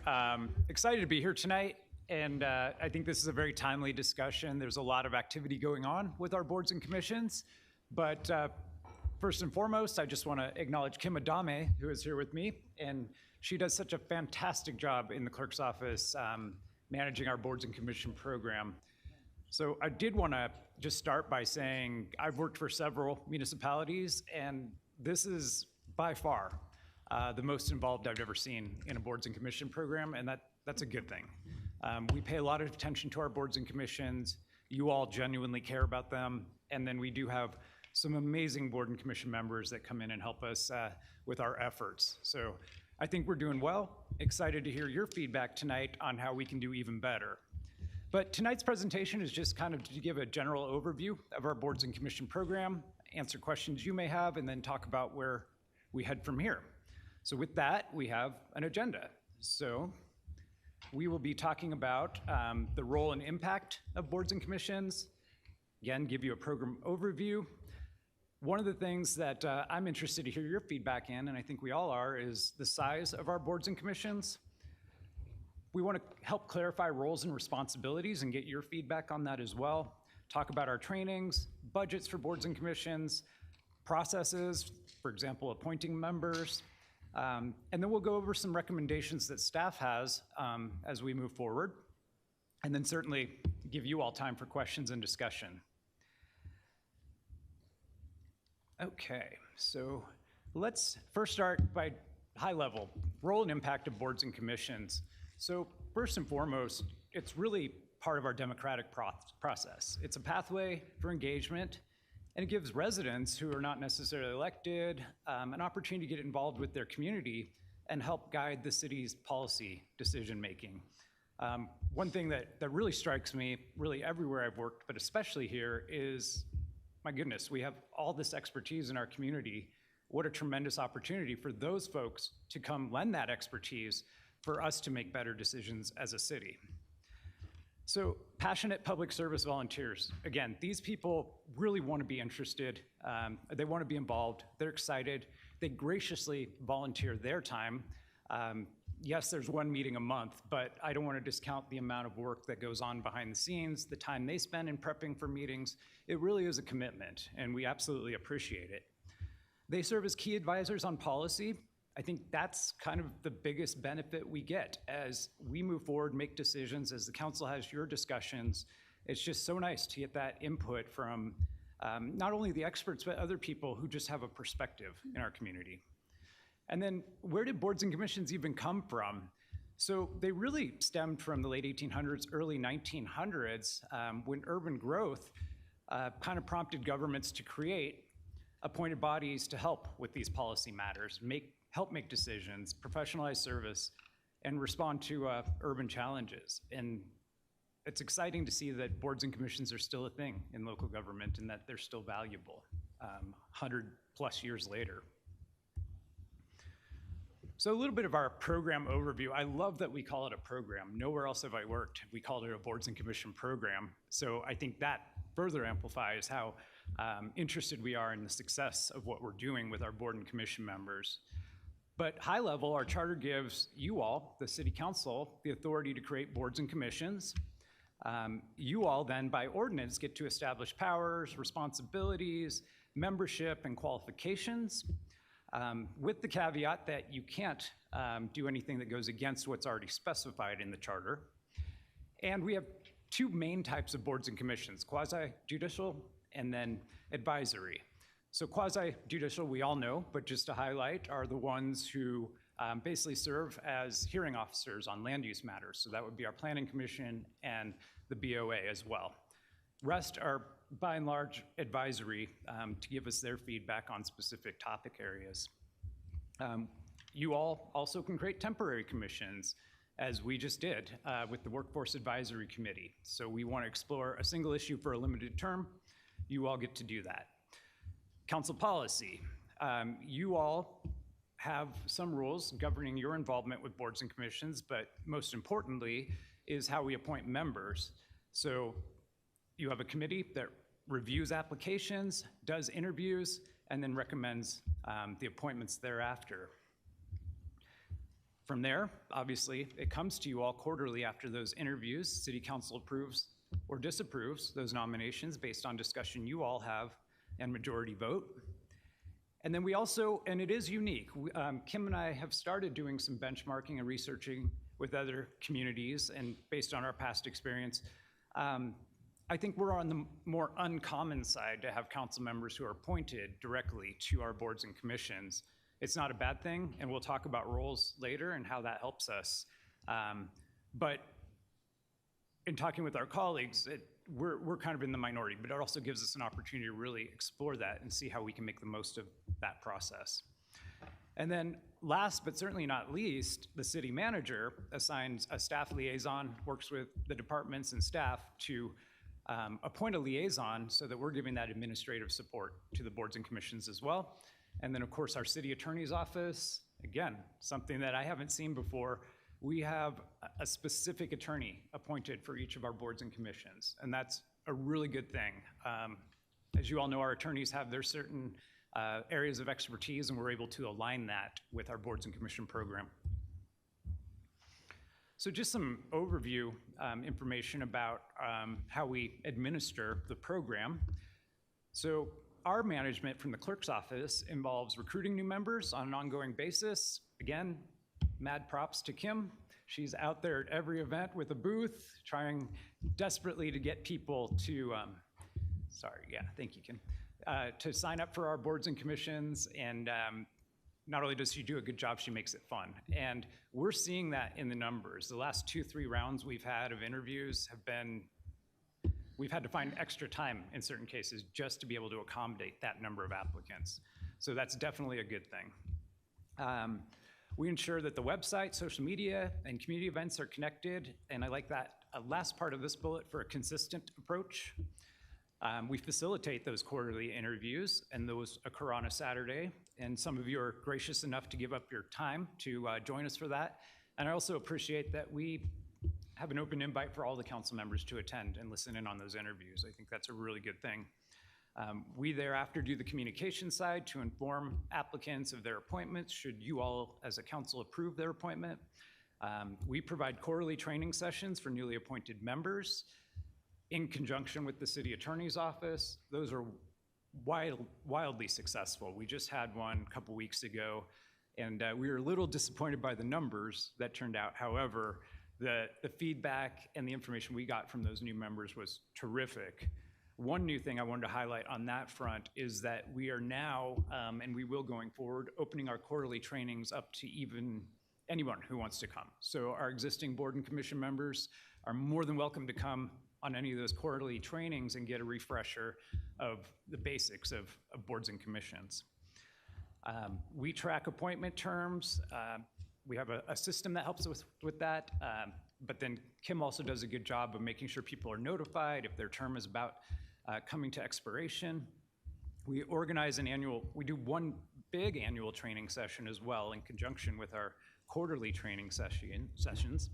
And then we host an annual appreciation event. I think it's really important that we make sure we're, as an entity, especially on the administrative side, but certainly on the council side, showing our boards and commission members how much we appreciate their time.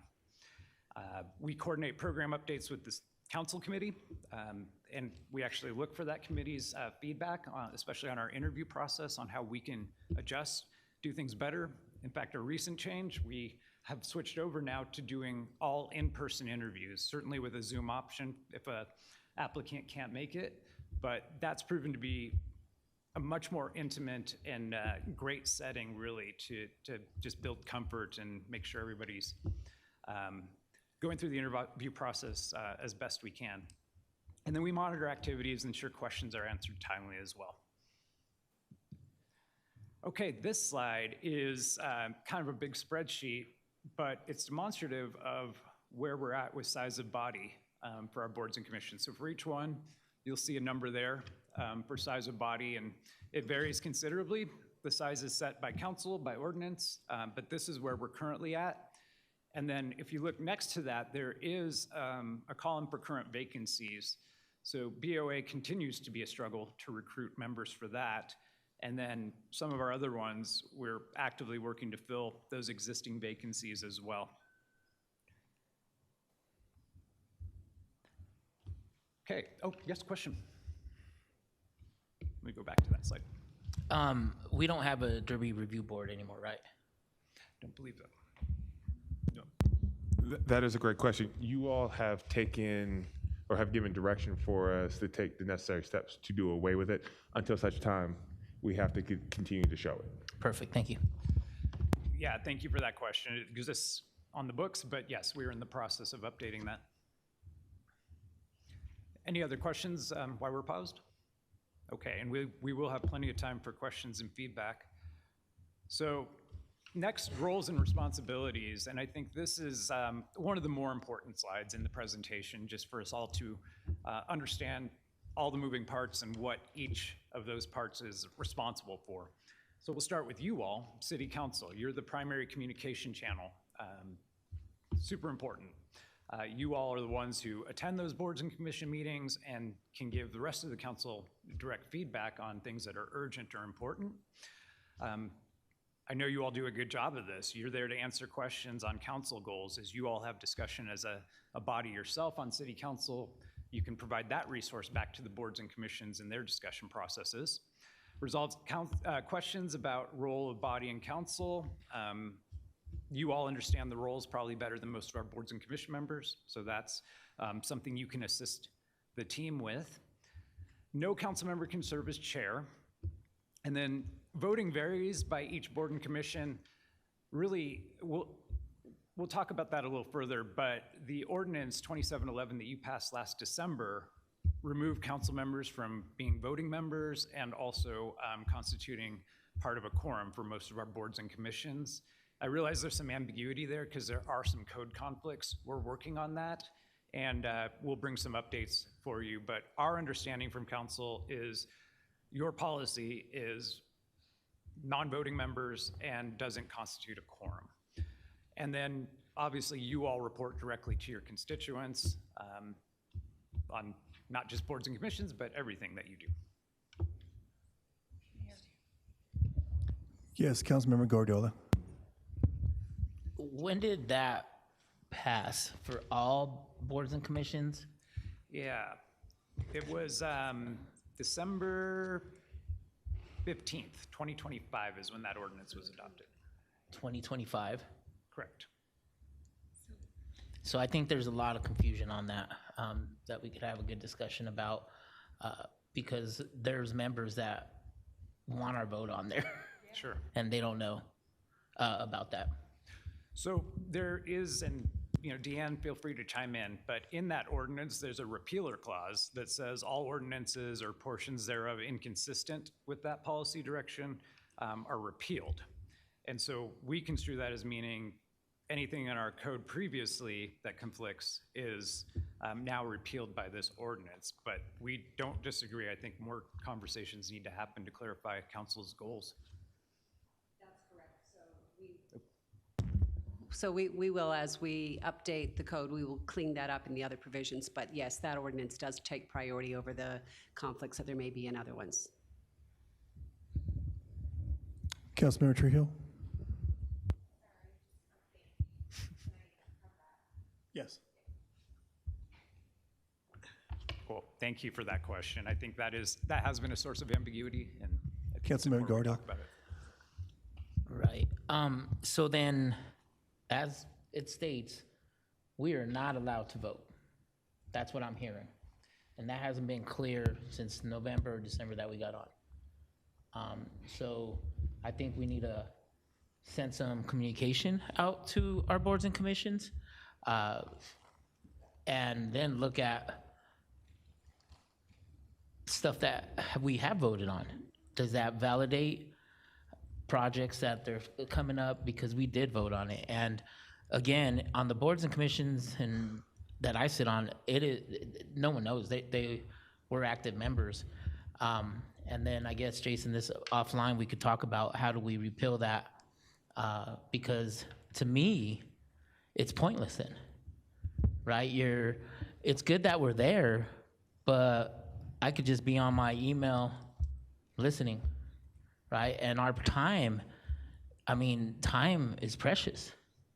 And I think we had a conversation about a board I sit on with Councilwoman Young of, you know, I'm not a voting member on there.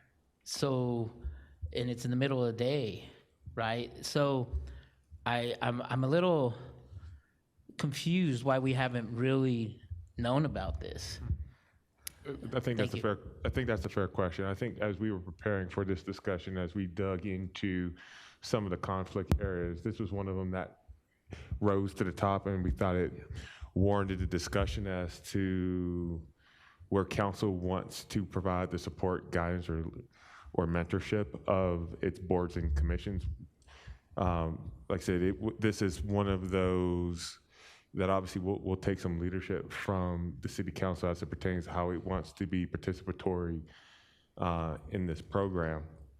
But yes, I think as we were preparing, just to kind of give a primer as to the current operations and the current expectations, this is obviously one that impacts you all directly and what you all want to do directly with your boards and commissions and in that construct. And I think our staff was, you know, trying to talk through that a little bit as well from a roles perspective.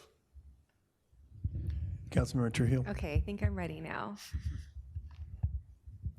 I think so long as there's not a potential for a conflict of interest, right? Then, like, for example, going back to the housing authority, okay? And a possible vote, you know, twice in different capacities on a project or something like that. That was the intent behind that change of being a non-voting member. But I think being a voting member for some of these other boards and commissions is very critical because folks want our voice. They want our support, right? It's not just about showing up, but it's actually how do we get them over? How do we help them move forward with an initiative? How do we help them, right? We're kind of helping facilitate that. So that would be my, I think that would be kind of the threshold for me is as long as there's no potential for a conflict of interest. And then second, I realize that there is actually not a council representative on the Citizens Public Safety Advisory Board. And I'm not sure why.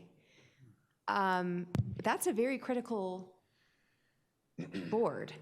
And so I would love for us to visit that too. City Manager Rogers. Thank you for that, Mayor. To your latter question, and we'll then go back to your former one. At the time of when the Citizens Public Safety Advisory Board was established, it was done by design. Like there's been some boards and commissions that we've seen over the years that have been constructed or created by design with not having that level of intimate engagement with a council member as a liaison. That's not to say that it couldn't change, and obviously that would change as part of an enabling ordinance to make that recognition. But I think what we're highlighting here is that there's not a consistent practice of representation by council. There is not a consistent practice of vote taking and or what I would define as leadership of the body that you all have put in place to advise and to give you guidance. And there's nothing right or wrong about that, but I think as we continue to grow our boards and commission program, and we've seen that over the course of just this past year with the introduction of new boards and commissions. What is that practice that is standardized that you all are looking for from a philosophical standpoint that as our staff as a ministerial providing support to can be able to ensure that we're delivering that for this iteration of council or any future iteration of council? Okay, Mayor Pro Tem and then Councilmember Young.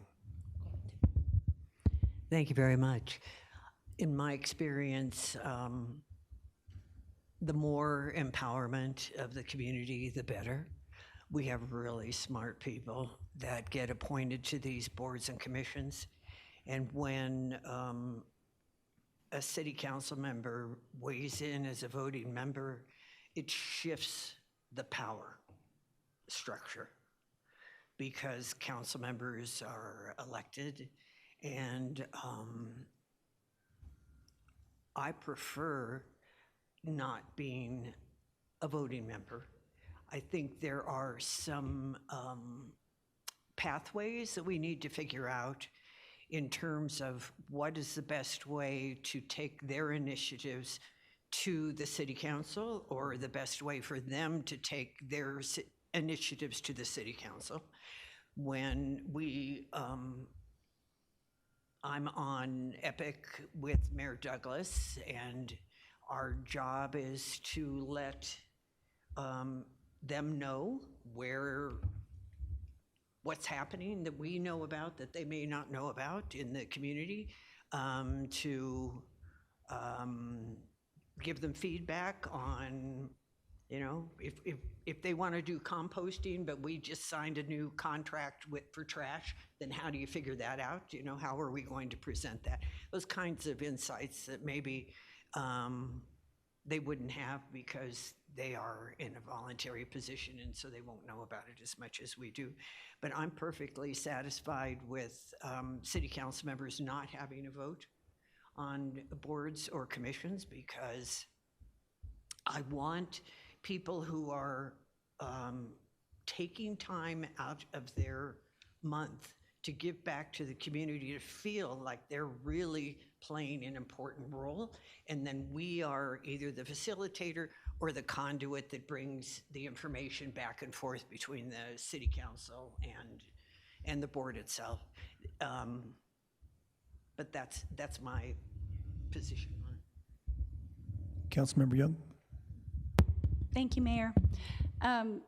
Councilmember Gordiola brought up a good point that we do have a handful of independent nonprofits who have written in their bylaws to have a city council representative or a liaison, non-vote. I mean, probably it varies, but I would like more clarification to, we have a whole presentation to cover. I don't mean to sideline us, but I do think that brings up a little bit of confusion about when it's a separate nonprofit and the responsibilities in that nonprofit's bylaws.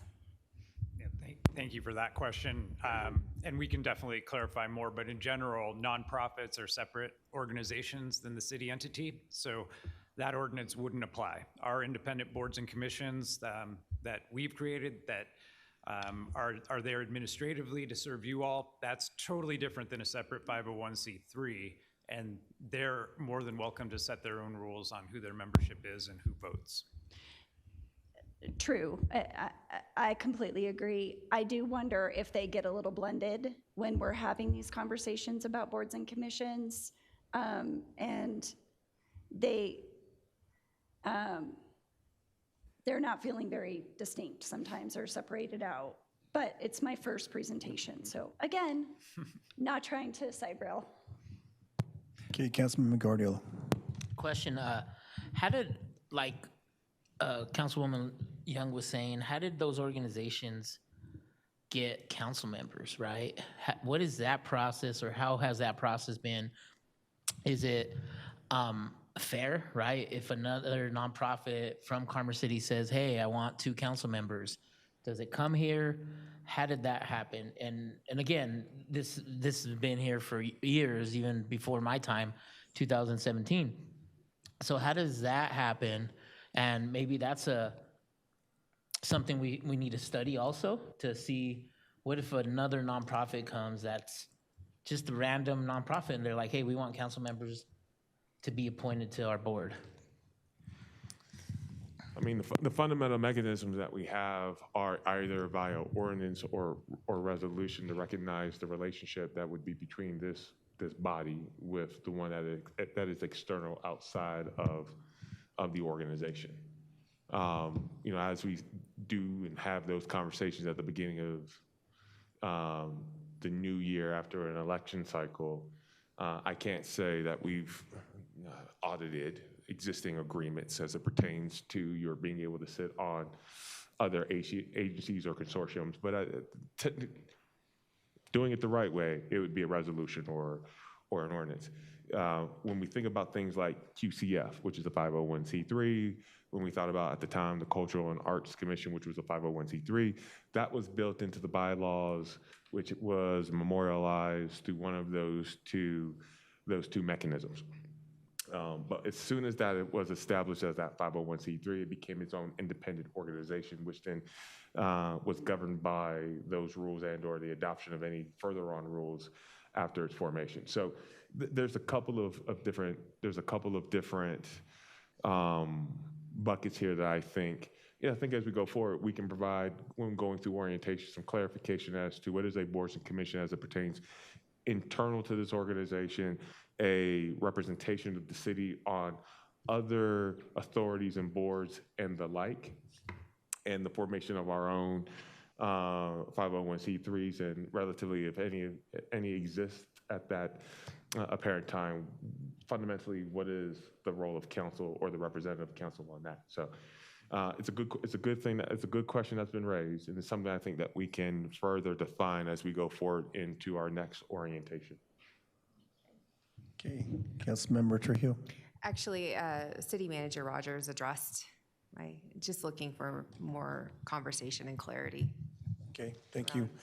On the way in here, you know, I sat on a lot of boards and commissions throughout my year serving, and along, you know, with citizens, and a lot of them would come in at their time, you know, express things, and they would kind of get overshadowed with the vote of the council members. And so they were asking, hey, what is our role here?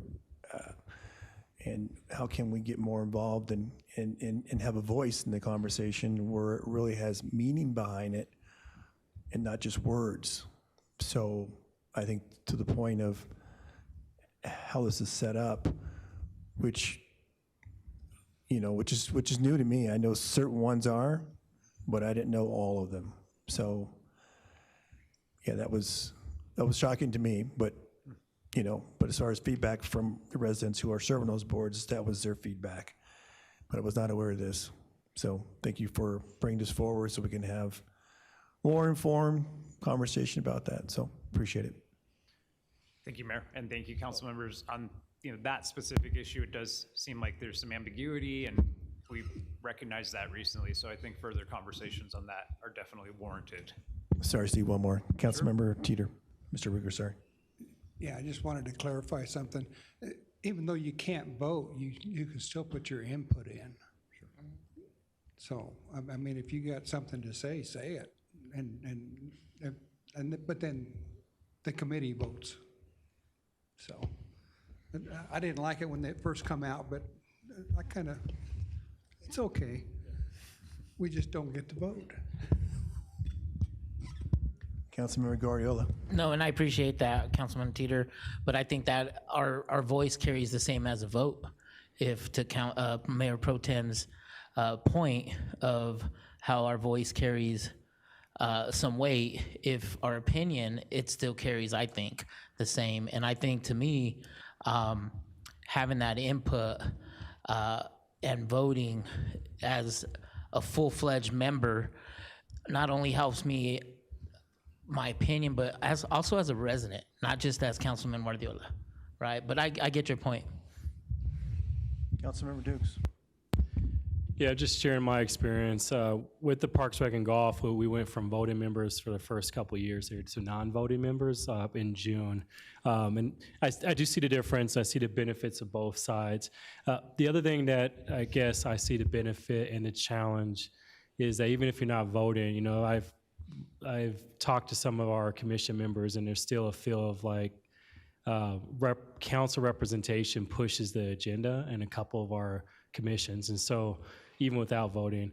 And I'm curious around just in future, making sure there's space for our board chairs to be able to share with you all around, hey, I feel ganged up on, or things are pushed from if there's a space for us that's happening. And so basically need to have a feedback loop for some of our commission chairs so that they can share that with you openly.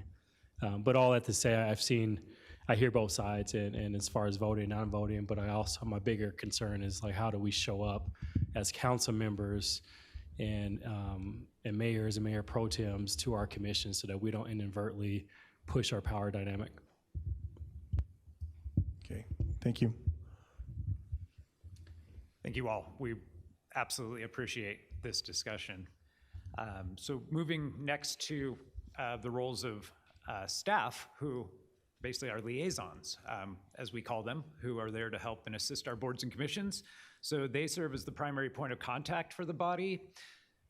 We're very diligent about making sure all communications go through that liaison to avoid creating an email or a meeting by email, and keep us in compliance with the Open Meetings Act.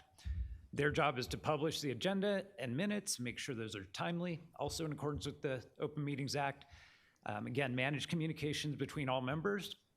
They're responsible for purchasing on behalf of the bodies that do have budget allocation, and then also monitoring that budget and keeping track of those expenditures and what's remaining.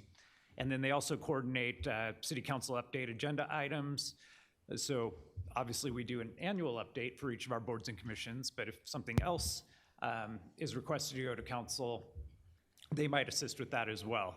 But just piggybacking on the previous conversation, also that's where you as council members appointed and representing those boards and commissions have that direct link to bring that feedback back to the city council.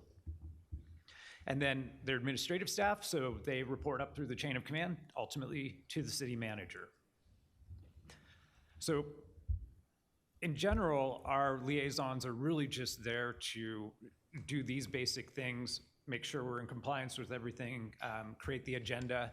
It's not uncommon for a board or commission to ask the liaison to do work, to do research, to do a whole bunch of things that may even be outside of the scope of that liaison's primary duties.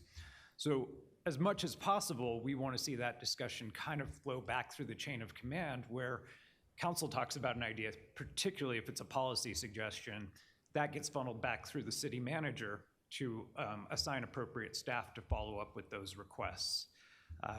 Certainly, there's incidental things that our liaisons do. If there's an event that a board or commission is attending, of course, they're going to show up and make sure everything gets set up okay and make sure a table is there if it needs to be. But for the most part, we want to see our liaisons take their assignments from work from their chain of command and move forward in that process.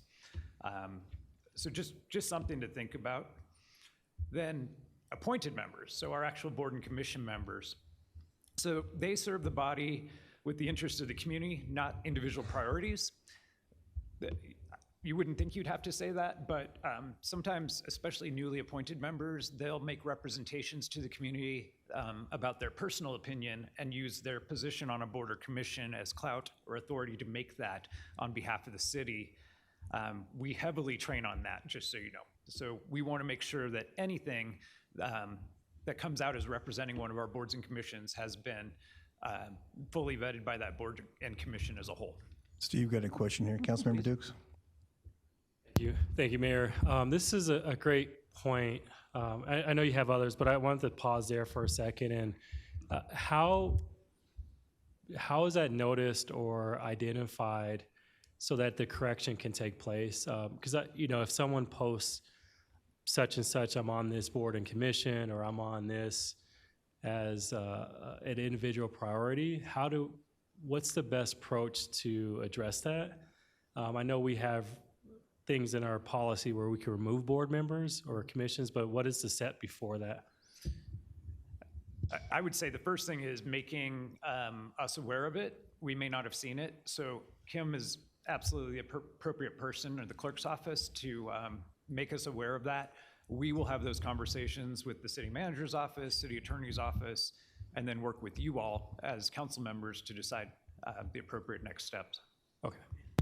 If I may ask, Councilmember Dukes, so what it sounds like to me is that in your review of the existing council policy, we're missing a step, that if there's an ability for us to work through that to clarify that progressive schedule of discipline, for the lack of better words, for boards and commissions so that they understand the expectations? Yeah, yes. And there is I get the alignment with our council policies around social media etiquette, our ethics review, all that applies to our commissioners. And what's that step to begin to have that discussion if they're posting? I say posting because social media is always a space where people share their thoughts and share feedback on decisions or whatnot, but there's not that connection that you're actually representing a commission as well. So that's what I'll be curious to kind of figure out and tweak that out so we're all understanding the high expectations as a commissioner. Mayor Pro Tem? Thank you. I would just quibble with one word. Sure. And that's the word serves.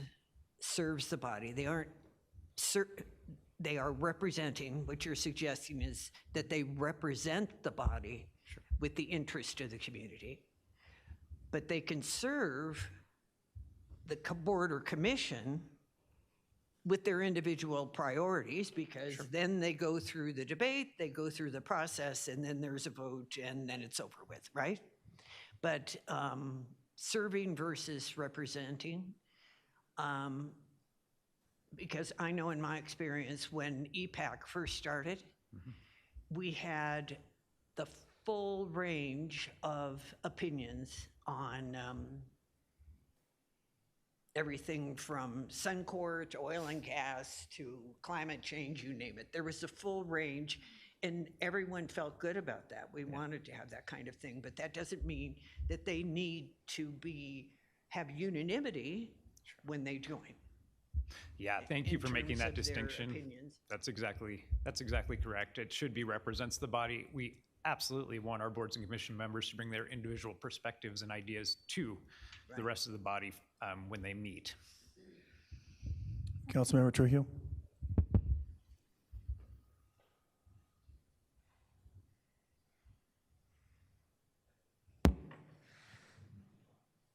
Actually, I'm going to pass. Thank you.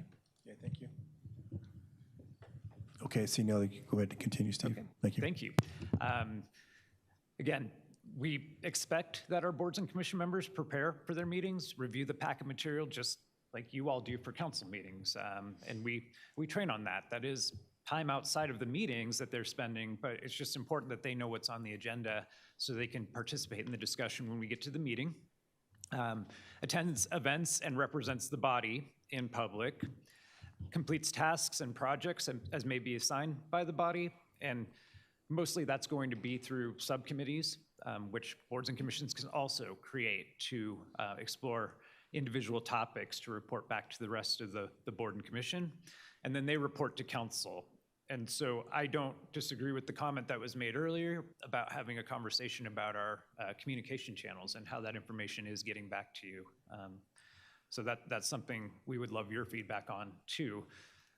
Again, in other places I've worked, there's been overwhelmingly frustrated boards and commission members who feel like they meet monthly, they spend all this time, they have all these conversations, it doesn't go anywhere. So connecting those dots, I think, is tremendously important. Any other questions on roles and responsibilities? You want more? Yep, I do. Okay. All right. I just want to, all right, this is based on experience. The 7 years that I've served on boards and commissions, and especially on any board or commission that does events. This is where we get it gets a little complicated on staff support and appointed member, due to the fact that the staff has the P card, they have the storage, they have the delivery. It's like a supply chain thing. Next, the staff is involved in the supply chain. They're ordering, they're receiving, they're getting it to where it needs to go, whether it's the pizzas for the luncheon or the fans for Christmas gifts, whatever the case might be. So is there something in between simply responsible for purchasing versus completes tasks and projects? Because staff is absolutely essential, and the senior commission works so hard. They give a lot of their time, but it would be nowhere near as successful as it is if it wasn't for Melissa, right? And it's not just Melissa's money, but they have, each of them get $12,000. They have to expend the $12,000 some way. That means there's stuff going in and out on a regular basis over the course of a year. So I would like to be able to see some way to reach a compromise on that, not asking people to do the work that the commission appointees do, which is bringing their experiences and their brain power to do the research and figure out positions and all that kind of stuff, but to actually make the functions on some of these events work. City Manager Rogers? Thank you for that, Mayor. I appreciate and value the comment. I think the concern that I have is from a financial perspective, and one just from an operational aspect. And it kind of goes back into the charter, because the charter obviously speaks about if there's already a role or a duty that is prescribed to the city, that is a function of the city. Fundamentally, when it comes to the financial operations, that comes from a finance, and then through that we have obviously budgeting practices in which our staff has to go through some level in the use of P-cards and the expenditure of those funds and the tracking of those funds. Simply to put, I have a level of comfortability, concerns around an individual that we have asked to be able to provide, once again, policy and advisory feedback to the city council, that ultimately then to give me direction to then tell my staff how to execute in support of those activities that are coming from a boards and a commission. So I think trying to prescribe some of those ministerial operational aspects begins to blur the lines between the expectations and or the ability to ensure compliance with the use of those funds in the P-cards that ultimately are also audited as part of our process, but it's being audited through that department's use of those funds, not necessarily the boards and commission. How do you see the $12,000 getting expended without staff involvement? So I don't think we're saying that staff isn't involved, but what I would look towards the council liaison and the commission is to define a work plan that is in and around the use of those funds to be expended across the year. And I think that's a conversation that obviously if you look at one of our future slides, that we'll want to talk about at a future study session, because I think what you all have not received is a comprehensive audit of each board and commission's expenditure of those funds, and how were those funds defined as part of its work plan that then speaks to the larger strategic focus by the city council. And I think that's a much more involved and different conversation than the one that we're having today. But I'm not shirking the staff's responsibility of being able to provide the support of ordering donuts, coffee, securing rooms, securing the necessary things to pull off a successful event. But if we were trying to transition that to an appointed member, I think we start to run afoul or run into some concerns just around our auditing and our budgeting practices. Yeah, and I would also suggest that we refer to council liaison as the liaison to the board and commission, and the staff as a facilitator. They facilitate the meetings happening. We don't play that role. We are the liaisons. They are the facilitators. I appreciate that as well. I think there's just an agreement. I think there's an agreement around how to look at facilitation. And I would simply say, when I think about facilitation of a meeting, right, that's the communication between the commission and council. Staff is not a part of the commission. It's obviously not a part of the council. So when we start to think about influencing a decision of the commission, influencing or giving direction or advocating for that, that is outside the role of staff. I'm not suggesting that. I'm suggesting that it would be facilitating the occurrence of the meeting, facilitating the occurrence of the event. And there's one thing missing for staff support, and that's marketing. They don't have, there's nothing up here that suggests how any of these events or meetings get advertised on social media and that kind of stuff. So I want to take a step back. My question then would be, what is the purpose of the chair and the vice chair of the commission if they are not facilitating the meeting? That is. Then it's just semantics. Then I don't mean it that way. I don't mean them strictly facilitating the occurrence, the meeting occurring, not that they are sitting in the chair doing they're not I see where you're facilitating the tracking. meeting. You're simply stating publishing agendas and so forth, the very ministerial work, not necessarily leading or guiding or driving the conversation between the commission members. Correct. Okay. Thank you for that clarification.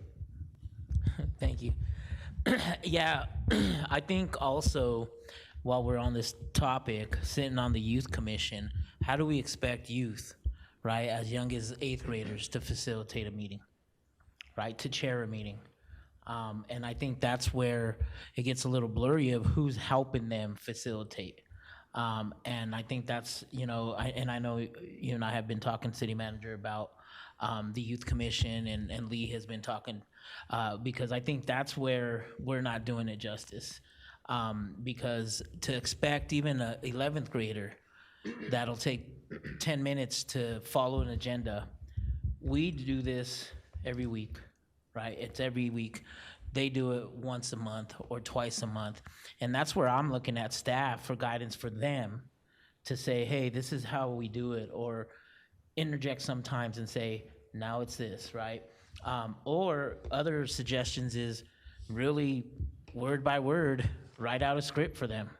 I don't know, but I just think it's not fair for everyone, because like the Cultural Council, Jen does amazing, right? Our chair is awesome, and the vice chair, like they have it down, but we're dealing with youth.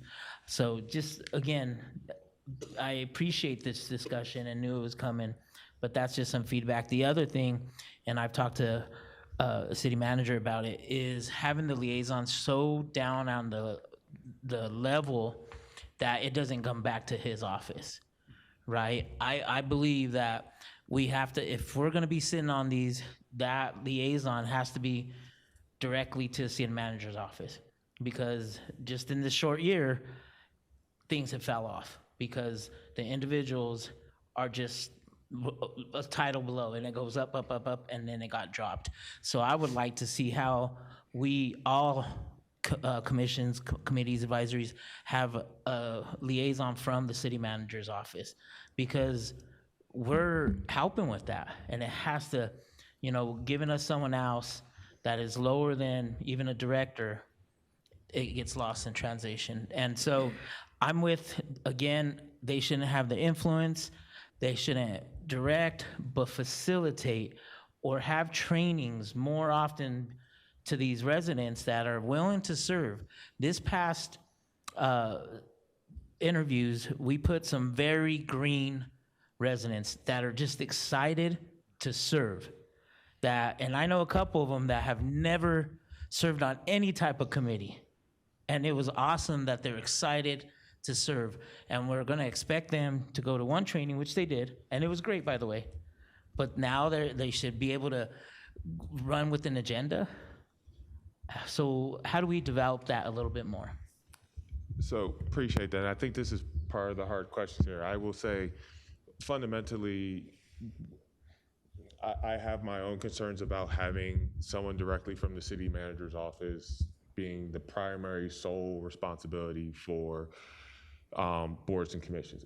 Purely being because regardless who is sitting in that room cannot speak on my behalf, cannot take direction, cannot give direction. That being aside, fundamentally, I think philosophically, when we think about boards and commissions, it's really the formation of what is an extension of council's considerations and thought process. Any extension of staff's involvement beyond the needed things to get you to your desired outcome in that agenda begins to blur that lines that take it from the council's desired outcomes and authority that's been given to that board and commission into a much more operational effect of a task force that is then being driven by the intended desires and outcomes that I have that I'm looking to respond to my staff. And where I've seen the success in the past is how that city council, how that county board of supervisors have been able to facilitate that conversation, not necessarily driving or advocating on that board and commission or driving the decision-making or direction, but helping them to prepare their work plan, to set that expectation, being that extension to be able to communicate from the singular position or that duality that you have with another council member, bringing it forward to the full city council to then opine on, to then give me direction, which is then very clear for how to direct my staff, regardless of where they are at in the hierarchy of the chain of command. And I think that is the thing that where we've actually run afoul, and I've seen this in my own review, that some of our boards and commissions have had an over-reliance on staff beyond the position of just doing what the mayor pro tem has said and looking for the direct response, the direct guidance, and then it gets crosswise with what may be the council's strategies or priorities high level, but also operationally in direction, from a directional standpoint, that we have now brought a product, and that most recently happened, where a product was in response to a discussion that was held at a board and commission, but it never went through the chain of command accordingly before it got presented. And that then creates a friction unneeded on if there was that clarity of that role, of that position, of that support. And I think when you raise this question about being curious of a board and commission, of wanting to understand policy, I think effectively the way to be able to get the decision maker in the room is to invite that decision maker, whether it's the department head, whether it's myself, fundamentally to sit around the table with that board and commission to ideate so that they can take a vote that is then pushed back up to the city council, that is then clear about where we go from there as a unified approach. So I think there's some ways of being able to clarify what we can do to provide that support, but also to strengthen the involvement by city council without having to take a vote and or having to feel that you're pushing in one direction or another. I didn't mean from your office, I think from the clerk's office, because there's a huge disconnect right now. And I think it's a disconnect from their office with, and we'll just call it the Youth Commission, right, with the Parks and Rec. And we had a great conversation with Dylan and Shannon, and we all agreed there is a disconnect, right? So not necessarily your office, but where boards and commissions fall under. Gotcha. I appreciate that clarification. Thank you. Sure. And to Okay, the you city may- manager's point, yeah, I think Jason makes a great point. If there needs to be a higher level than the staff liaison present for conversations, I think that's really important to connect those dots. So Kim and I are excited to come to the next youth commission meeting and be part of that conversation on how we can help fill in those gaps a little bit. So. Councilmember Dukes? It's a great discussion. I think just circling back on the Youth Commission as an example, but all boards and commissions as example, if a chair needs additional support, in this case, the youth needs additional training, I say needs more around this is a new skill that they're building and there's extra support that can take place, opportunities. Would that be on the staff to be able to provide additional coaching? Because I do wholeheartedly believe in the youth commission being able to develop skills beyond this service, and so that's probably why they volunteer, that translates to every commission, but youth specifically because it is a newer skill. But who would run that, or who would help, and who would identify the extra support? In that occasion with the youth commission, you would look to the adults and you would look to, once again, the council representation and or representation on that to provide that level of guidance beyond just the basic onboarding and training. And when you say look to, I guess getting just to the nitty gritty, if there's a chair in a youth commission, you expect the council to coach them? Yes. Okay.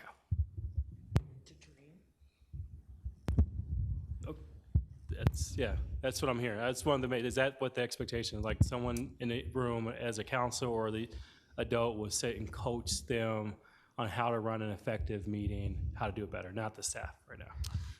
We are going to train them on Bob's rules and the like. So when I think of coaching, I'm thinking about the policy debate, the policy development, the policy discussion.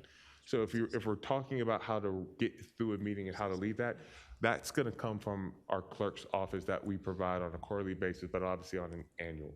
When you're thinking about the high systems level thinking and coaching them through. No, I'm thinking about just the running the meeting. Sorry, I'm a youth. We will provide that basic level of training, but I was thinking that if you're going above and beyond that, then that's where we would look to the adults and or to the council representation to help facilitate that. And what I'm hearing you say is, as you think about, there's two levels. There is the facilitation chair, becoming better at that, how to navigate dynamics, conversations in the room, to lead an agenda. That's one piece, and that's Bob's rules and things of that nature. The other piece is how do you take that conversation, navigate our system as a whole, and that is a role of a council member to talk with them, like, hey, maybe provide a guidance, right? Is that twofold? Absolutely. Okay. Thanks, Steve. You may proceed. Okay, thank you. Before we move on, any other thoughts on roles and responsibilities? No. Okay, let's move on. I'll see if I can walk and chew gum and change the slide at the same time. So what happens behind the scenes? This is just kind of a visual representation, just to kind of highlight particularly what we do here as staff. So we have the tip of the iceberg, and then these are all the things that go into making sure the monthly meetings occur, obviously in compliance with our open meetings laws and that type of thing. I'm not going to read these all to you, but you can see there's a number of different things that have to happen for a meeting to take place and for us to do our part in helping with our boards and commission program. So with that, I'm going to turn it over. Oh, sorry. Steve, got a question, Mayor Pro Tem? All right, back again. Yeah. Does this mean that the chairs of the group have a direct line to communication now to request marketing of their events or that kind of thing? How does that work? Or social media when they want, a notice about an event or something important that's happening? Who does that? Okay. That's a great question. So that would come, they would let the liaison know, and then from there, the liaison can contact their communications representative. There are 2 communication representatives, so it's either between the 2 of them that they can contact. So that kind of request would come from the liaison. You're talking about the staff person? Yes. All these words, yes. Great question. Okay. I'm going to turn it over to my counterpart here, Ms. Adame, and she's going to get into more specifics about what the clerk's office does to help administer the program. Absolutely. So yeah, we did talk about a couple of trainings that we do offer. The first one's going to be our quarterly training. That's going to happen every quarter, and essentially it's a function for our board and commissions program orientation itself. Our objective for this training is to ensure that newly appointed members are set up for success while serving on the board and commissions program. In that orientation, we walk through everything they need to know regarding core open meetings law, Bob's rules, our handbook, and roles and responsibilities and what really is expected of them. We want to ensure that no one feels like they're stepping in blindly and they're setting it up for success, and that's prepped and supported. Our next one's going to be our annual training that was mentioned. This is more of a refresher for all active boards and our staff support. It's a chance to really revisit the fundamentals, to review, update on policies, and gather feedback. And it's also a great chance to sit down with city staff to help answer some of the questions that they may have and really be a soundboard to see how they're functioning and if everything's in order.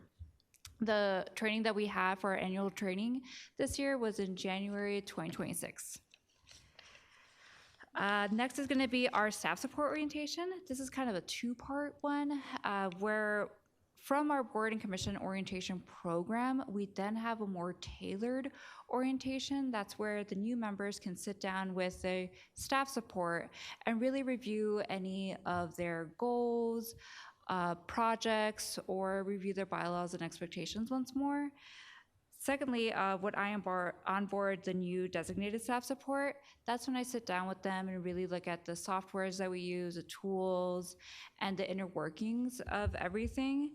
It's really a great way to understand that they have the tools, the workflows, and responsibilities while ensuring they're equipped to be successful and that it's consistent with all the members and support.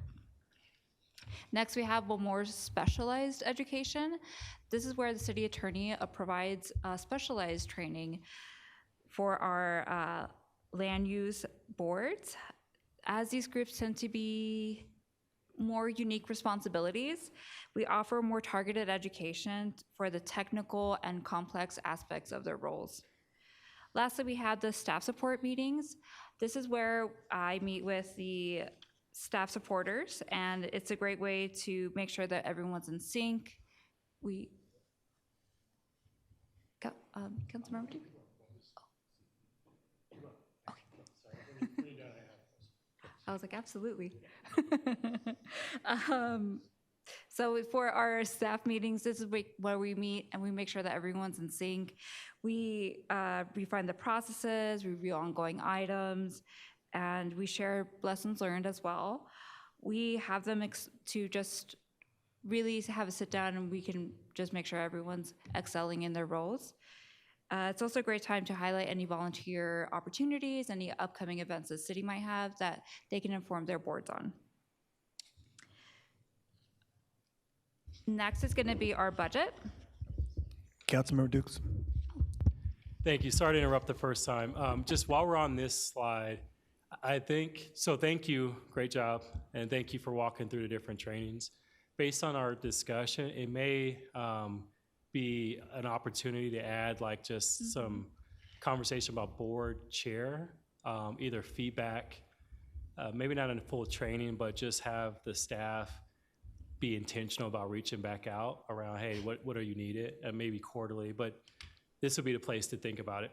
Yes, so our annual training, that's where we sort of call it the chair and vice chair training, and that invitation is sent to all active members and our staff supporters as an open invite. This is where we really go over general refreshers and going over that exercise. I think that's a great idea, having it annually. And if there's another feedback loop sooner. Yes. Just so that they can touch base, because as a chair with volunteers and then staff, it's a burden. I mean, it's a big lift, Yeah. so it might be good just to touch base. Absolutely. Yeah, and I would just add, we do an individual orientation for every board and commission member through our staff liaisons. But I think it's not a bad idea to maybe put some more specialized training in that, specific for chairs and vice chairs as well, because they should know the same things. So the clerk's office has been talking about putting some specialized training together to really kind of beef up our training of our chairs and vice chairs. And so we'll continue to work on that. But the point's well taken. Just making sure if they're officiating the meeting, that they have the tools that they need to do that. Absolutely. And then another thing that we implemented, I believe it was last year, where we started doing scripts for the chairs, and it's the same script for all across. And from there, they can implement, like, add in if there's going to be people presenting, the time that they're voting. There's some that have been doing this for years, and there's some that haven't been, but the script should be all the same all across the board. So we want to make sure that consistency is there. So yeah. So the script, the additional conversations, and that's helpful. But we still want to. Well, and just the idea of just relationship, I think that I don't want to get lost in that, because some of it's just like, hey, I'm dealing with this, and I needed maybe some feedback, or I'm dealing with that in addition to the script. And that's where that feedback loop is helpful more consistently. The other thing that in my experience being on boards is the transition from like a new board chair to someone else. Helping them think about that too when the time is right, because there's been times where people just kind of, they select folks and they're not ready yet, but they step up. And so it might be like, okay, how do you help talk about when your term is up? Do you have someone in mind? Or if someone's thinking about it, they can talk with you beforehand, right? Before they commit. Taking down notes, yeah. And then I just want to add to, when you do the agenda, if you're going to do a script form, put some guidance on our guardrails on the time. Because a lot of times they're like, okay, how much time can we allow for this, right? And that would help them move the move the meeting more efficient. Thanks.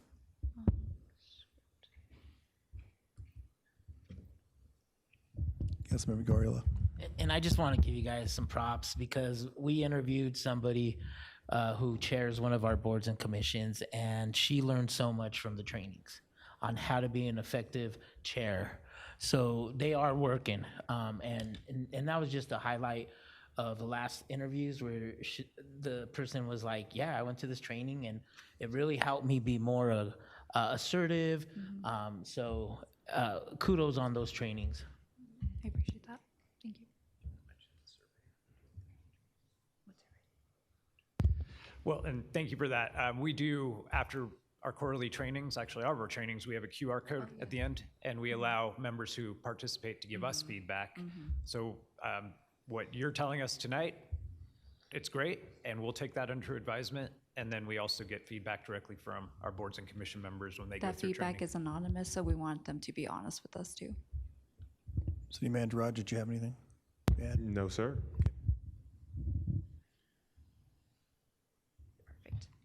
All right, moving forward, we are going to talk about our budget. So as mentioned, most of our board and commissions operate with a $12,500 annual budget. This budget supports their work plans for the year, such as events, lunch and learns, work plans, really any projects related to their needs. Staff support plays a role of making sure that all spending follows procurement policies that's consistent with the city. All these budgets are housed within the City Council legislative budget, so tracking and compliance also stays consistent on that as well. We did want to note that there is no carryover funds where we can't pre-purchase items for the next couple of years, so the budget stays within its current cycle itself.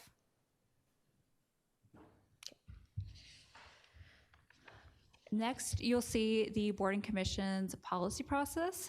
Here you see the basic flow of a policy idea where a discussion is implemented, in boards and commissions. So first off, a board and commissions debates a policy idea. This is where a concept is explored and refined and make sure that it's vetted, meaning that it's within their powers and responsibilities with their current legislation.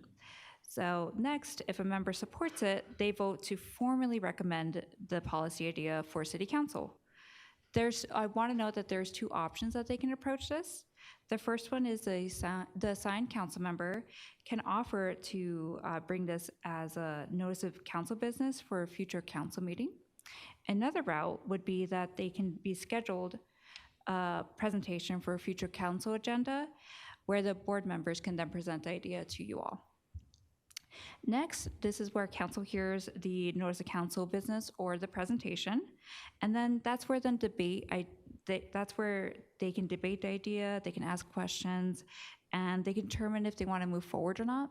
From this point, I believe that there may be some discussion with the city manager and his staff to determine the feasibility and operational impacts of implementing this policy and for this council consideration. Next, it's going to be if council approves a policy, the city manager is responsible for implementing it and turning that policy concept into actual practice within the organization and the program. Mayor Pro Tem Neville. Thank you very much. All right, now we're at the part that I'm trying to envision. So if you bring it forward as a notice council business, then would we be saying it comes from a board or commission, therefore it will be heard? You don't get to vote on it. It's just coming forward. You can't oppose it until we have debate on it. Do you understand what I'm saying? So it shouldn't fall under the same, right now we have this system of notice council business and you can bring it up, but it may not pass before it's ever debated. Or the other option would be, doesn't exist, which is that a policy idea is scheduled for a city council meeting. That doesn't exist. That hasn't happened. How would that happen? So I'll try to give a practical example. Let's say City Council would like the PRGAC to opine on a dirt bike track or park. Could you lift your mic? Let's say the City Council wants the PRGAC to opine on a dirt bike track or park in the city. They would submit that idea to that commission or that committee. They would discuss the idea, they would do their research, they could probably request certain presentations or invitations of certain staff from departments like PD, PW, PRG, and or the city manager's office to understand some of the difficulties that may exist in being able to advance that or the process necessary. They would then vote to make a recommendation to the city council to say, City Council, we would like for you all to direct the city manager to conduct a formal analysis of how to establish a dirt bike track here in the city. It then would be based on either the PRGAC submitting a request to the city council to be agendized for your consideration, or the representation of that by council to submit a notice council business, no differently than what you are doing now, because that is the process, so that you all as a body can then take action on the path forward on whether or not the city manager does or does not do that. What if they are initiating the policy idea? They are the ones who did the research. That's what's happening in one of the initiatives in EPIC is that they're looking at composting. That hasn't come from the city council. That's strictly their initiative that they're working on and that they would bring forward. But either the mayor or I could put it on notice council business, but it might not pass. Correct. And then it wouldn't be heard. Correct. I don't think that's appropriate. I don't think correct is the best way to do it. Councilmember Dukes? Just, I guess the point of clarification around this process is that I still think it will be heard, because the notice council business will notify it, it'll publicize it, and then it'll still be a motion, a debate, and so it will still be heard. There won't be the presentation and the documentation. It will still be heard, because it'll be a notice council business, a council write-up, and then it'll be us to share the recommendation from the commission. And that's what it will bring forward. And there'll still be a conversation around if we want to move forward with it as a council or not. On the other end, if you wanted to do a study session, you still have to do notice council business to say, hey, this commission wants to do a study session, and that will still be heard, noticed, identified, and if that's a study session, we can bring the commission members to help give an overview during that study session. So this process, either way, will still be heard. And I've seen it play out for us as a council in multiple ways with PRG, whether it's the Parks Rec and Golf, the golf cart piece, also with the park itself naming, and then the conversation about trails in our master plan. Like, we've done this process as well. I think Councilmember Tita and I brought together, we brought forward some stuff from PRG. And I think the big piece for me is that the PRG, in this case, that I'm sitting on, they vote to move it forward first before we initiate moving it forward. And so, but all that to say, I think it still will be heard in different forms. Yeah, I don't think so. Councilmember Trujillo? Thank you. So I think that's why it's important, right, that us as council representatives on these boards and commissions, while a lot of these folks have some great expertise, there are other implications to it trying to advance policy, right, that may not necessarily be understood. A lot of these folks don't understand how local government might work or might, the implications of what they are trying to advance. So that's incumbent upon us as council members to really, at that stage, have that dialogue, right, and that debate, and try to help them bring forward something. Like, the ultimate goal is for them to be heard, and it is still heard, but bring it forward in a way that is actually going to work. And it's got to also be in alignment with, I think, council. And I know that we certainly appreciate the expertise from a lot of these boards and commissions members, but it's really incumbent upon us to figure out a way how to advance policy. That's our job, sitting on these boards and commissions. To have a policy just come straight out of a board and commission and with the expectation for it to just go and to vote and have it pass, that's dangerous. That's extremely dangerous. So I think we just need to be very thoughtful when we are bringing things to council and speaking with your colleagues about, these are the conversations, this is the direction this board or commission is trying to go in. Let's be thought partners in this and think about how can we really advance this, right? So just some of my thoughts on that. Thank you. Thank you. All right, thank you. Thank you for the discussion. Really appreciate the feedback, and just demonstrates even further how important tonight's presentation is. But that takes us to the end of the presentation, and just wanted to throw out some recommendations. This stems from recent conversations, some of with you all, and we're recommending we head forward, and no problem adding to this list too. I think we already have several bullets to follow up on based on tonight's discussion. But so the first bullet is review council policy with policy and governance about boards and commission roles and purpose. Look at what the current policy says, see if we're comfortable with that. there's changes we want to recommend. Provide further defined roles as described in the charter and municipal code. I think one of the things that's important is to have the city manager's office develop what we'll call colloquially standard operating procedures for our administration of boards and commissions to establish expectations. One of the things that's come to light recently is our bylaws for our various boards and commissions are all different. In essence, similar, but there's no standard template, there's no standard format. Ms. Adame and I are going to work to coming up with a model set of bylaws that certainly don't mind sharing with you all for your input as well, so that we can standardize approach to administering board and commission meetings as much as possible. So that's kind of an example on that, but then certainly how we operate on the administrative side behind the scenes, put some standardization into that as well.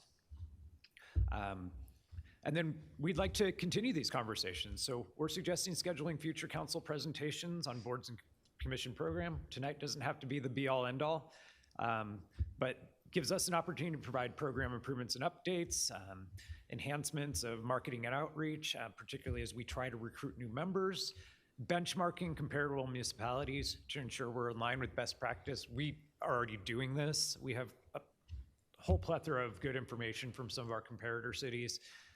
But fortunately, clerks are well connected, so we have access to a lot of data and resources, and we want to continue kind of seeing where we align with best practice and where we might be out of sync with best practice. Not that that's necessarily a bad thing, it's just information for us to make decisions. And then lastly, probably should have a bigger discussion about the budget allocation we've had with our boards and commissions, so we all understand what that's going towards, how that's being spent, and then make any adjustments to that policy if needed. Any questions on those recommendations or anything we want to add? Sure. Is City Council okay with these recommendations? Councilmember Guardiola. Thank you, Mayor. Again, I just want to thank you guys and really thank Dylan also, because from when I started in 2017, boards and commissions were a mess, and I could speak, and Dylan and his team really did what council at that time that was seated directed the city manager to really look at the questions from the interviews and everything, and you guys are only enhancing the work that Dylan really started in his team, so kudos to your whole team. A couple things that I like these recommendations. I think definitely one thing that we did not discuss, and I had it in my notebook, is the size of commissions, boards and commissions. I think I would like to see how we revisit that. And again, I think some are right size, some are not. It varies, right? And I think if we could get some research on what other boards and commissions, committee sizes are. Speaking for the Youth Commission, 26 is a lot. And that's just being, as an educator, to do 26, are we efficient, right? There's a lot of turnover. And then the other thing I would also would like to see is the dates. I think that's equally important. The dates that these boards and commissions are, I think one of the highlights that I took from the Youth Commission is they changed from Thursdays to Wednesdays. If anyone works in high schools, Tuesdays and Thursdays are usually game days, right? So, and that was the feedback that I got when I was last on council. They're like, I would love to do it, but I play volleyball in the fall, and then I do track in Tuesday and Thursdays, and they moved it to Wednesdays, which I think is gonna generate more. The other thing about the budget too is we have to be equitable, right? And again, and I use that word because every board and commission is different, and having the standard for all of them is being fair, right? It's just being fair. Everybody gets $12,000 or $12,500, but is that really equitable to our boards and commissions in our city? I don't think so.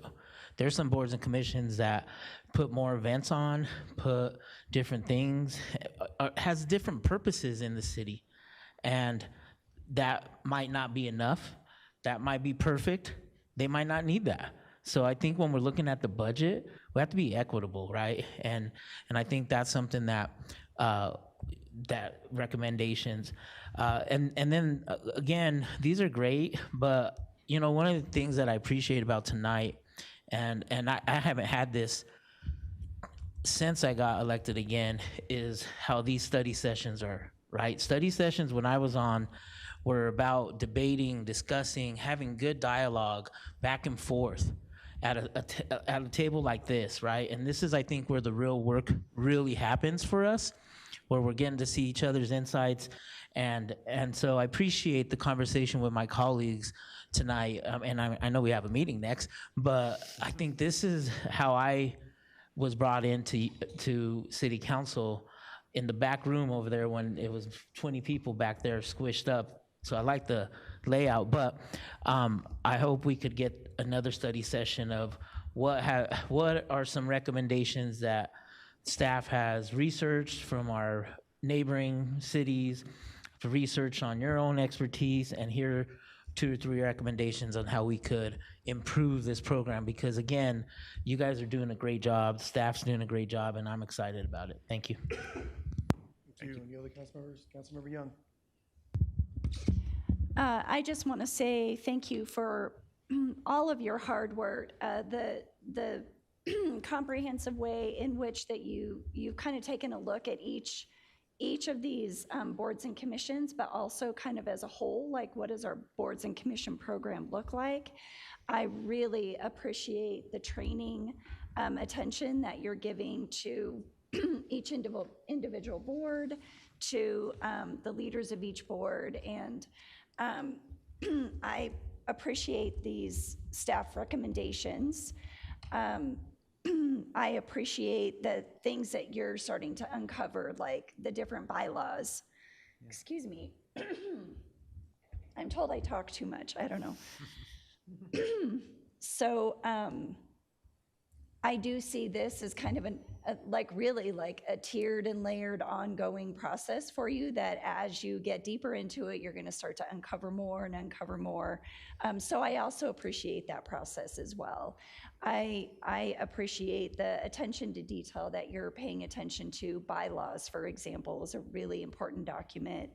And I echo everything that Councilmember Gordiola said about just kind of each individual board and commission, and then the kind of broader aspect of like some of the equitability and the sizes of the boards and commissions and the budgets and things like that. So I have a lot of faith that you're going to continue to keep doing these deep dives and pulling away some of the layers to see what's next. And I agree with these staff recommendations for our next logical step, and knowing that there will be more and more and more.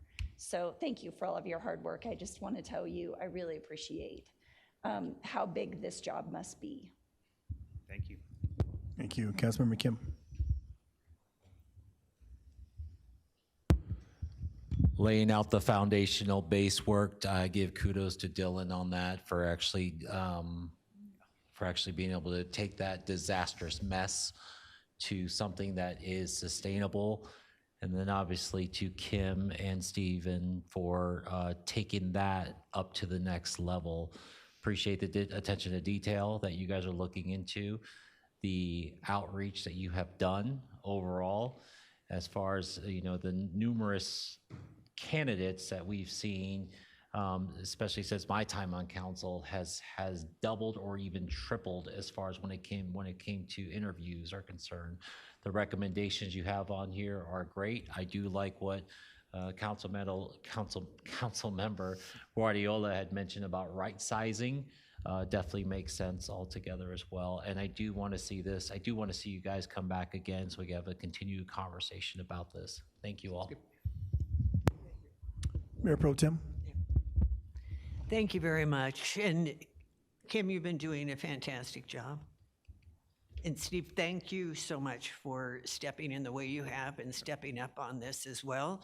I know boards and commissions in the past, not only would we interview, but we would also discuss things like this. How do you change the process? How do you make the process better? And I think it's been lot of people weighing in on this over time because we want our citizens, our residents, our public to really have a wonderful experience in these roles. We want them to stay for their term. We want them to sign up again. We want them to go to another board and commission when their time's up, if that's the case too. So thank you so much. I appreciate the effort to make this written down this way because we haven't had that. So this is good. Thank you.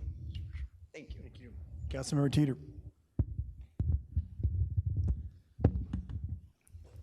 Well, we've been doing all this talk about staff, and our last Parks and Recs meeting, we had 5 different staff members come before us and explain what it takes to make a trail map in the city of Commerce City. And we had to extend our meeting for quite some time. But anyway, I just want to commend all those staff members, and I think that the Parks and Recreation Committee or Commission now understands what it takes to make something happen, and appreciate staff a lot more than they did before because they really stepped forward and did a great job in explaining on how the system works. But just wanted Jason to know that. Councilmember Trujillo. Thank you, Mayor. Just want to thank Dylan and as well as the city clerk's office for doing so much. I mean, this is such a important, these are important people, right? And I think about our civic leadership program and my comments earlier around like, how do we get their expertise, bring in maybe some more knowledge and awareness around local government, right? Perhaps there's an opportunity for us to look at that program and see if we can take some of that and implement that into some of the boards and commissions training. Because I think if we can build awareness there, then I think they will probably feel like these initiatives, these thoughts are more achievable, right? It's great to have their expertise, but as I mentioned earlier, there is a critical piece to it of understanding the implications on a policy level and how it impacts our government. So just want to say that. Thank you. Thank you. And thanks again for all what you guys bring, especially bring this forward at this level. I really appreciate that. And probably should have had an hour and a half instead of 45 minutes. I appreciate that the conversation went longer, and I just want to thank you all for your participation and comments tonight. This is so helpful to our efforts. And also special thanks to you all as the policymakers for even approving Kim's position. We wouldn't be anywhere without her particularly, but it is uncommon for a city to have someone who focuses primarily on boards and commissions. We're so lucky to have that. And I just appreciate that our policymakers had the foresight to fund that position. And I think we're seeing it pay off dividends. So thank you for that. And we appreciate future discussions with you all. Yes, and thank you, and especially you, Steve. You just, you're really new to this, and you have done a fantastic job. So, thank you, Mayor. Along with everyone, you've had some good guidance here from Dylan, and we got the 2 Kims here, and don't forget about Brittany. That's right. 3 Kims here? 3 Kims. Oh, that's right. That's right. All right, not that Kim. He's on council. I'm nobody. It's all good. Thank you all. All right, thank you.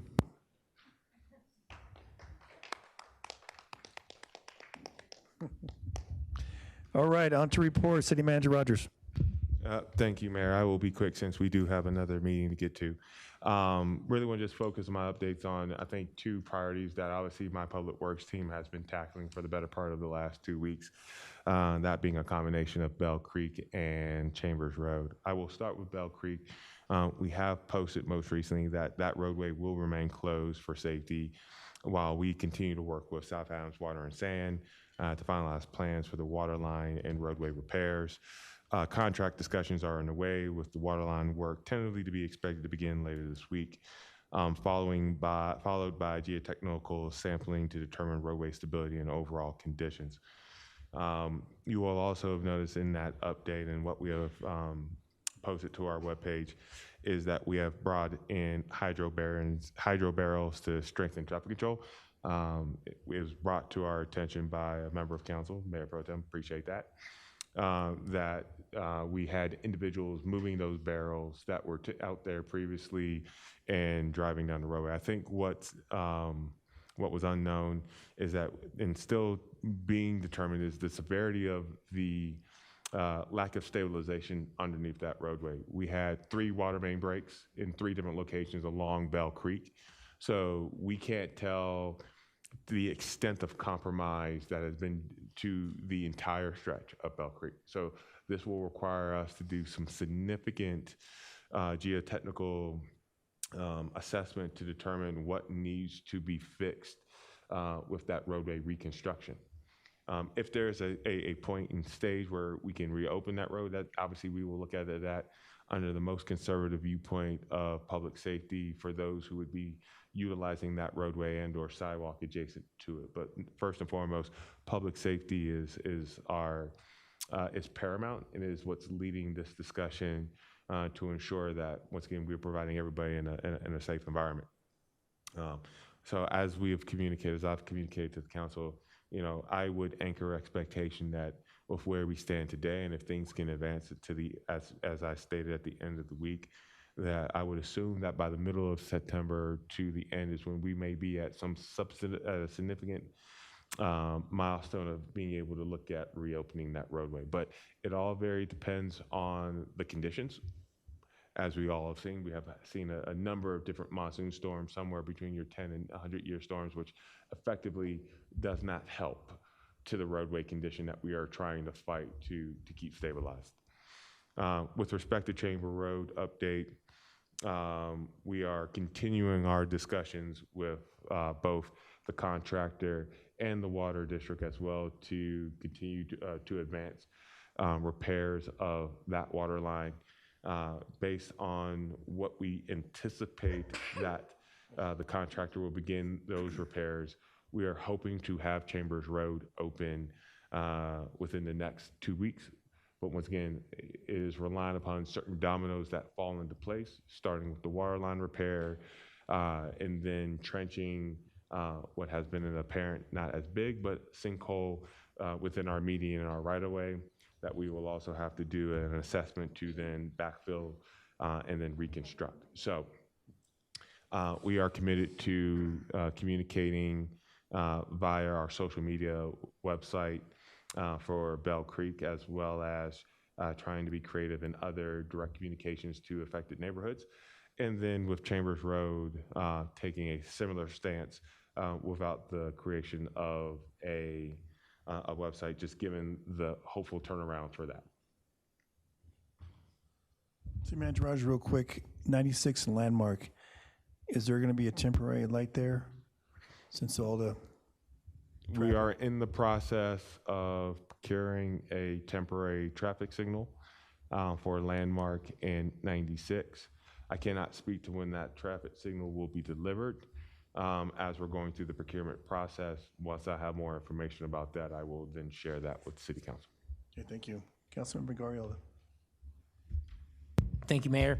And again, I just want to thank the staff and let residents know staff has been working with all the different partners we have at Bell Creek. I'm a resident at Bell Creek, so I get it. I get the frustrations, the inconvenience. and everything that comes with it. But we are working on it. It is a high priority, and I appreciate staff, working on it. Appreciate the residents emailing us, texting us, calling us, and giving us ideas. I forward those on. But at the end of the day, it's about the safety, right? And we have to keep to that. So as much as it inconvenienced myself, my wife works at the school, and it's an inconvenience, but just know that our city is working hard to get it reopened as soon as possible. And again, just letting residents know, thank you to reaching out. We'll get back to you, but have some patience with us because it is a safety thing. So appreciate you, City Manager, for that update. Okay, any other questions for City Manager Roger? All right, City Attorney Deanne Durfee. I'll make this super short. Zarzaki will be back in the office on Wednesday, and I don't have any other further updates for you tonight. Thank you. Okay, thank you. Well, we appreciate you being here, representing. Thank you. Mayor Pro Tem. I have no questions. I'm ready for council reports. All right, council reports. Mayor Pro Tem. Okay, yeah, Public Works has its hands full. No question about it. There is a ton going on in North Commerce City, especially, and not just Bell Creek. I really appreciated the map that was sent to us by the one resident that showed everything that's going on in the north, because I think that helps give people some idea of what's going on, and also where they need to drive or not drive and what they need to avoid. There was an accident this evening at Jasper and 96. 3 cars were involved in that accident. The folks in Frontera Village are having issues as well. I mentioned an injury accident last Monday night on 96th and Walden at the Second Creek Plaza Drive intersection. There was another one at 8 a.m. on August 21st. There was an injury accident at 119th and Chambers on Friday, and that's the 7th accident in the last 4 weeks at 119th and Chambers. So I would really urge everyone, you can see here where those addresses are. That's 96, that's 120, near 120th and Chambers. Those are all areas that heavy-duty construction is going on in. I drove 96 yesterday because I wanted to have a clear understanding. I took all the routes, Second Creek Farm, Walden, 96, Landmark, Telluride, going down to Jasper and in Chambers, because I wanted to see what people are experiencing. And I have to say, it's a little scary. If you want to drive that route, it's a little difficult to tell where stops are, where you shift lanes. And I think it's just really important for people to be extremely cautious while they're out there right now, because it's tricky. It's not only the water lines, but it's also just the normal construction that's going on right now.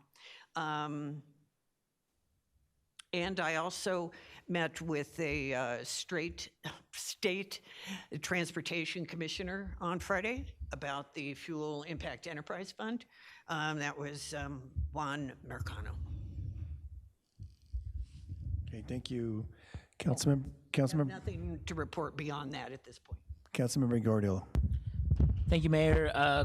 Just real quick, I attended a resource fair at the Eagle Point put on by Bees the Bridges, Brandy Valdez, and her, and it was awesome. Again, the amount of resources that they brought together for our residents, and kudos to them. I just hope some of the feedbacks I let Brandy know is how do we collaborate, right, with a bigger event, because it was packed. It had great resources. So how do we get organizations like them? And there's more out there to collaborate with our events, right? So more residents could get to that. Went to the Cultural Council, and we are working on different the art projects or art installments for the sub police station. And there's a bunch of call outs for different public art for the city. So if you guys see it on social media, please share them out. And then I met with the chair of the Youth Commission to go over an agenda for their annual retreat and really look at what the Youth Commission's purpose is. It was a great conversation with staff and CJ, so that's it. Thank you. Thank you. Councilmember Kim.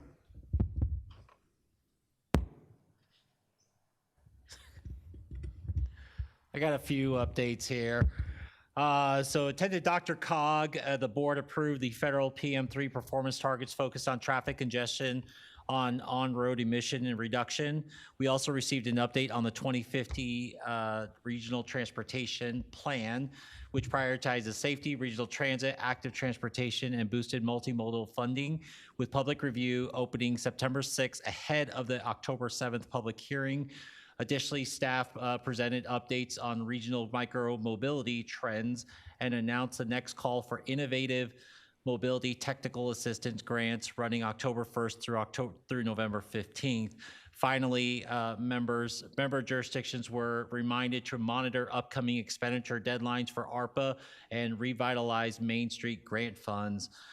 I also recently visited Food for Hope in Thornton there to see firsthand their work addressing childhood food insecurities across Adams County and within Adams 14 and 27J school districts. Their core programs, including weekend food bags, in-school pantries, and daily school snacks, definitely play a vital role in ensuring local students have consistent access to nutritious meals outside of their lunchroom. Last year alone, approximately 534 students and families were serviced by Food for Hope, that's within 27J and Adams 14. And also regarding with Food for Hope, approximately 85% of their food their food distribution is purchased by Costco and Food Bank of the Rockies, while the other 50% comes from generous donations. Also recently, I toured Comcast head-end facility here in Commerce City to review their core infrastructure powering our community's high-speed internet and digital services.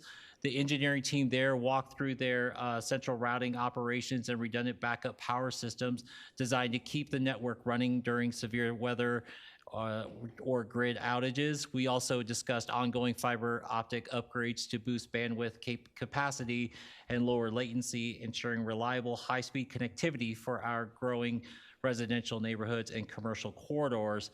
Additionally, I met with Silverstem representatives who wanted to discuss potential build out of the southwest corner of 96th and Tower Road. The other one too, as Councilmember Guardiola had mentioned, is shout out to Bees Bridge, Ms. Brandy Valdez, who actually set up her nonprofit status through the state.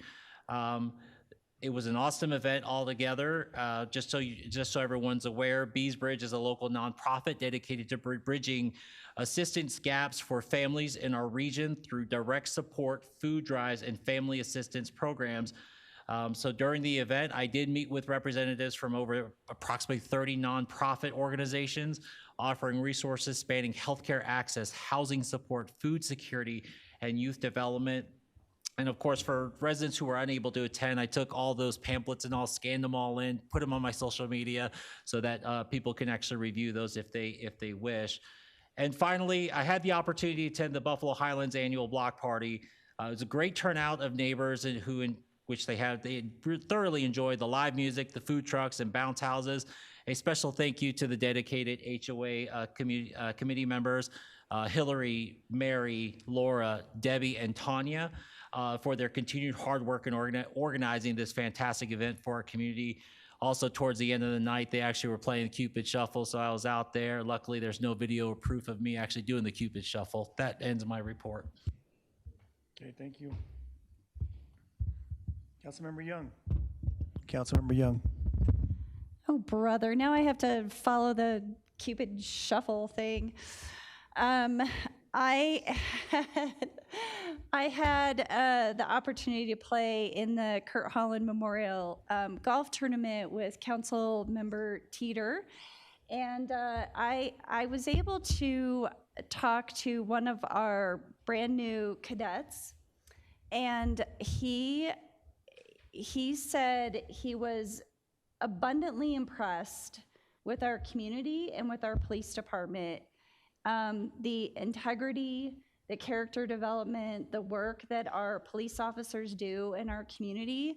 And I just want people to hear that our police department, they care about each other, they care about their police officers' families, and they care about this community, that they go out every single day, they risk their lives, and they do that for us. I have an opportunity to be reminded occasionally, but this was one of those moments to see a family member of a police officer who was killed, who just has been rallied around every single year, but also all of the other community members who come out to this event, who raise money, who buy all of the extra things so that we can have scholarships for our youth. Our community is a community that really gives back, and we care about each other. And so it was a really touching reminder about what I'm doing here and what I think all of us are doing here, in addition to our employee luncheon, where I got to talk to a lot of people who work for the city, and they all said the same thing. They love it here, they love the leadership, and they love our community. So all of that to say thank you for being a place that people want to be and live and grow and raise their kids and have their kids come back and do the same thing for their kids as well. Thank you. And that's how you follow the Cupid Shuffle, everyone. Councilmember Dukes. Thank you, Mayor. Really busy week. I posted a number of things on the social media, ranging from the Buffalo Highlands Block Party, as well as a meetup with Republic Services with Councilmember Trujillo, and Councilmember Teeter was able to swing by. What a great event that we had to talk with Republic Services and a number of things they had to provide. Also have a conversation, or we went to the Parks, Rec, and Golf and committee, and it was a great discussion. We did talk a lot about trails and roads and trails and the importance of trails. But I wanted to give just a quick plug. What I've done early on in my council tenure is I talked about highlighting some of our residents in our community. And I want to highlight specifically Paula Diaz and Mindy Diaz. They are, and they have been public servants. Paula's been a public servant here, Ward 4 years ago. But he continues, and his wife and their son, Elijah Elwell, they provide services to the Bison lacrosse team. This is a volunteer group of folks that provide opportunities for youth at no cost to be able to participate in lacrosse across our city. A number of these players and this feeder patterns went to the Prairie View High School, and they have gone on to some college, like at Carla Mesa, for example. But they provide a service that goes under the radar, meaning that it's not advertised all the time. But when you see Bison lacrosse sticks on cars across our city, from Second Creek all the way to Mile High United Park, or Mile High Greyhound Park, know that this is a volunteer community member in Ward 4 that has been a longtime public servant and a longtime community member here in our city, and this is something that they've picked up. They thought it would be 1 year, and now it's going on to maybe 5 years of providing this feeder opportunity for our youth. So I wanted to give a shout out to them, as they are unsung heroes in our community as well. Thanks. Thank you. Councilmember Trujillo.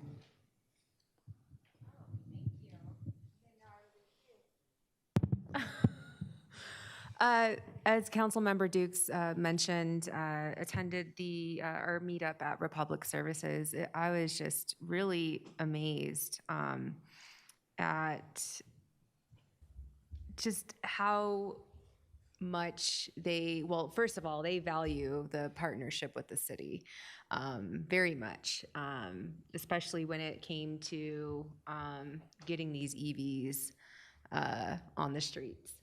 And so can't thank you all enough for assisting them through that project, and just learning the value of that fleet. And it was really neat because my daughter and I took a couple, well, it started with one lap, and then she felt like she was at Elitch's and asked for another lap around. So they took us for a second lap in the EV truck, and she just really enjoyed it. But the crew over there is amazing, and just, yeah, really loved being there at the meetup. So thanks.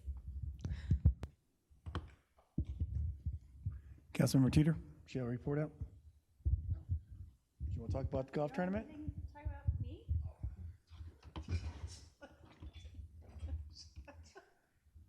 said your name and everything. I'm just happy that I survived. You drove.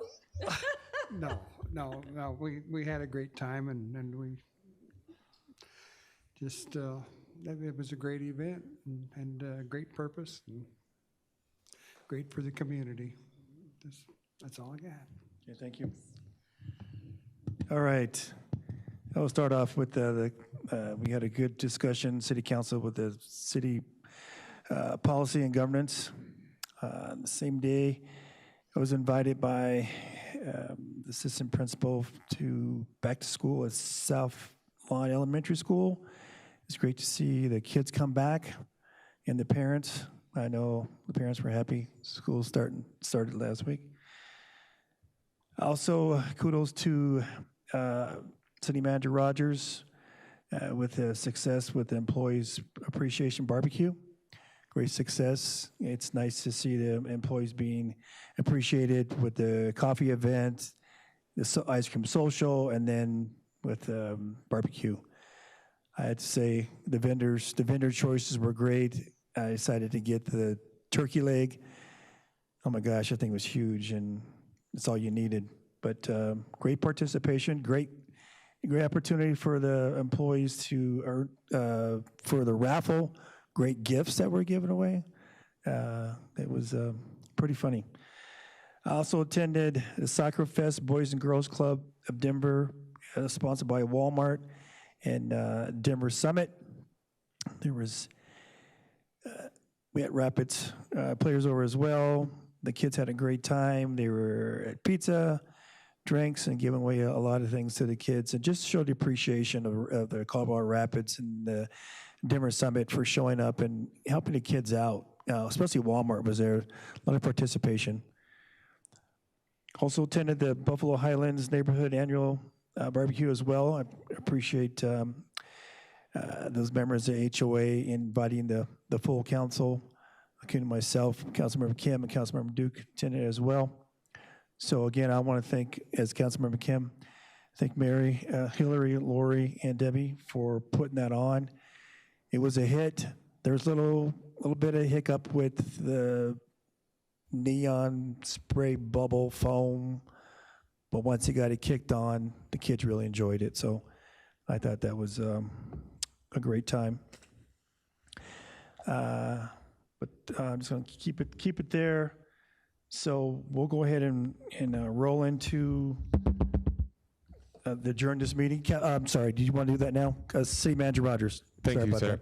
that. I appreciate that. Just want to raise for your awareness and attention, I've been conversing with the Adams 14 superintendent. We have an agreed upon agenda with one minor caveat. That caveat from last Monday, you all asked to include safety security plan. Their board has not agreed to discuss that matter at this time, as they are continuing to socialize it internally. But for the other items, we have an agreement to meet with them on, and that would be at the Adams 14 building next Monday at 6 o'clock. Okay, so meeting's going to be there next. Yes, sir. All right. Okay, with that, the time is 9:56. Seeing no further business, this meeting is adjourned, and we'll roll into the special meeting. So we'll call the special meeting to order and ask the clerk to take a roll call, please. Thank you, Mayor. Mayor Douglas. Present. Mayor Pro Tem Noble. Present. Councilmember Guardiola. Present. Councilmember Teeter. Present. Councilmember Sandoval. Councilmember Kim. Present. Councilmember Dukes. Here. Councilmember Trujillo. Here. And Councilmember Young. Present. Thank you. We have a quorum, Mayor. Thank you. I need a motion and second to excuse the member not present. Councilmember Kim. So moved. I'll second it. All right. Motion on the floor, excuse members not present. All those in favor say aye. Aye. Those opposed say nay. Okay, that passes 8 with 1 excused absence. All right, on to notes council business. Notes council business 26-049, council budget sponsorship. I'll invite Councilmember Trujillo to introduce this item. Thank you, Mayor. So earlier this year, this body approved a $15,000 sponsorship to Cultural Council for the Music in the Park series, which, as we know, recently concluded. It was a phenomenal series that brings out thousands of people in our community. So always happy to support gatherings that are bringing folks in from all over, right? All over the city. So with that in mind, because they were an external 501c3, I would like to actually increase our 2026 budget to reflect this approval for our sponsor for $15,000. That is the amount that was approved by this body. I would like to increase the budget by that amount, our sponsorships and golf tournaments budget for this year. And so I move to approve a one-time increase of $15,000 to the City Council sponsorship and golf tournaments budget account for the 2026 budget year, and to direct the city manager to work with council to enhance and improve the sponsorship request process. The latter part of that just comes by way of more awareness around when these sponsorships are coming before us, and making sure that we're gauging earlier on how much is being spent out of that budget. So, thank All you. right. And a second, Councilmember Goriola. Yeah, I'll second. Okay. Discussion, Councilmember Dukes? Okay, thank you, sir. Any other discussion, Mayor Pro Tem Noble?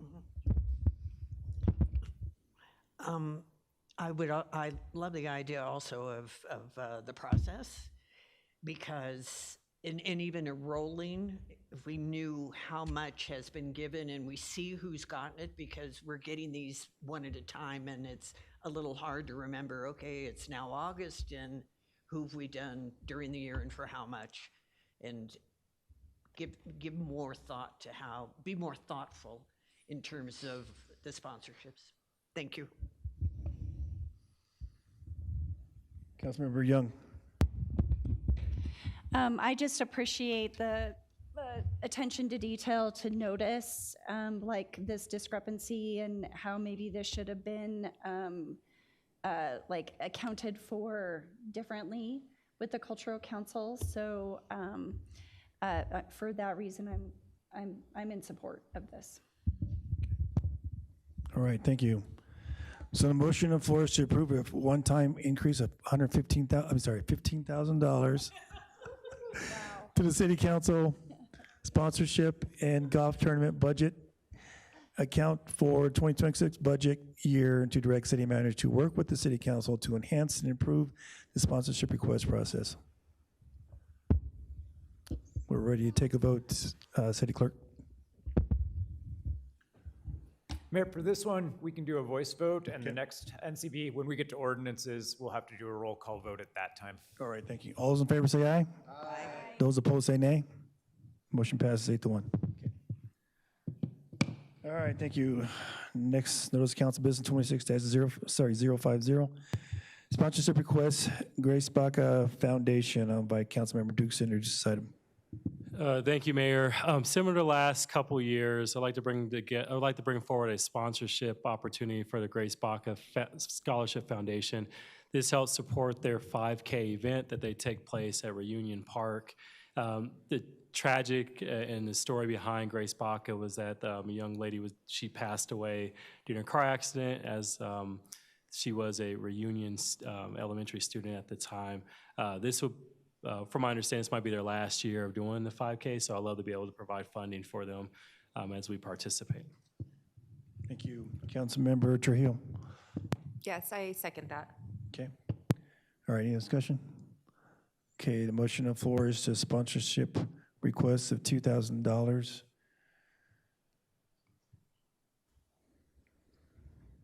for Grace Baca Foundation. All those in favor say aye. Aye. Those opposed say nay. Motion passes 8-1.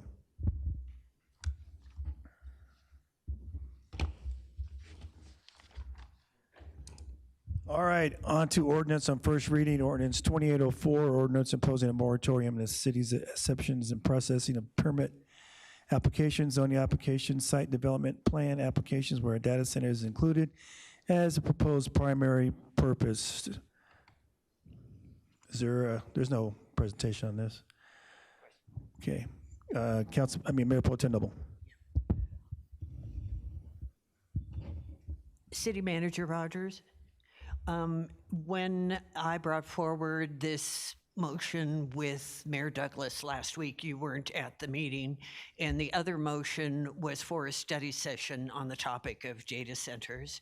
And one of the things that we were discussing is not only having a discussion about data centers in terms of land use regulations and what we might need to have in place that we don't have in place right now, but also to educate ourselves on various topics, water, noise, energy, etc. Is that your understanding also? City Manager Rogers? Yes, ma'am. Okay, great. I just wanted to confirm that. That's perfect. Then I would like to make a motion to approve an ordinance, ordinance 2804, imposing a moratorium on the city's acceptance or processing of permit applications, zoning applications, and site development plan applications where a data center is included as a proposed primary purpose. Councilmember Kim. I'll second that. Okay, thank you. Any discussion? Yeah. Councilmember Teeter. Yeah, I just don't understand why we need 6 months to do this. These data centers have been around for a long time, and we got neighbors over in Aurora that, what do they got, 12 of them that they've already brought in? You know, we could just, we could ask them what the pros and cons are about them.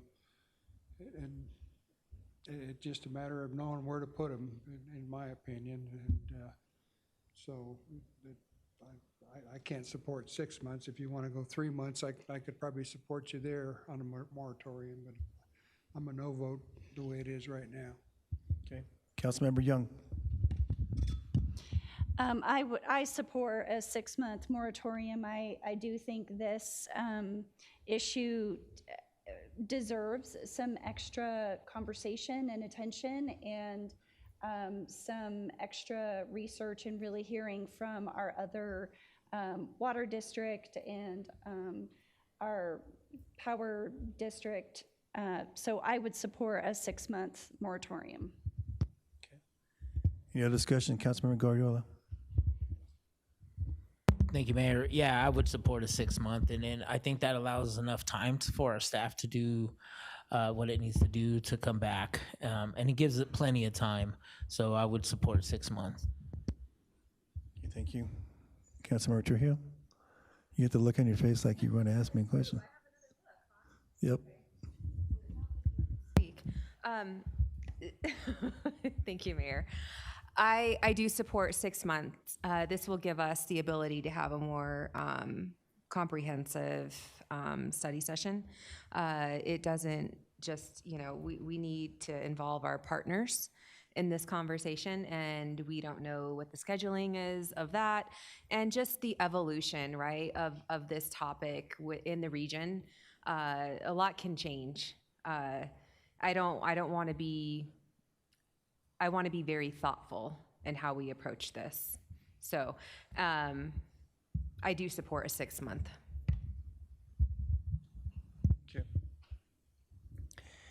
And just for the record, I was over at the Thornton Anything Library on Saturday, and there was a discussion about data centers, but it wasn't allowed in the room. I said it was full, so there was a report on 7 News, and I did disclose that I'm the mayor of Commerce City, and I sit on the utility board, but I did not. I declined a interview, basically, so I could vote on this. All right. The motion on the floor is to introduce ordinance 2804. City Clerk. Thank you, Mayor. Yeah, we do need a voice vote on this per charter, and I will also read the title as required. Ordinance 2804, an ordinance imposing a moratorium on the city's acceptance or processing of permit applications, zoning applications, and site development plan applications where a data center is included as a proposed primary use.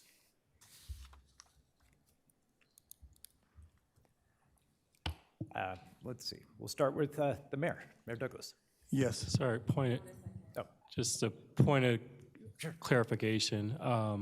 This ordinance doesn't have the 6 months listed, but the council communication does.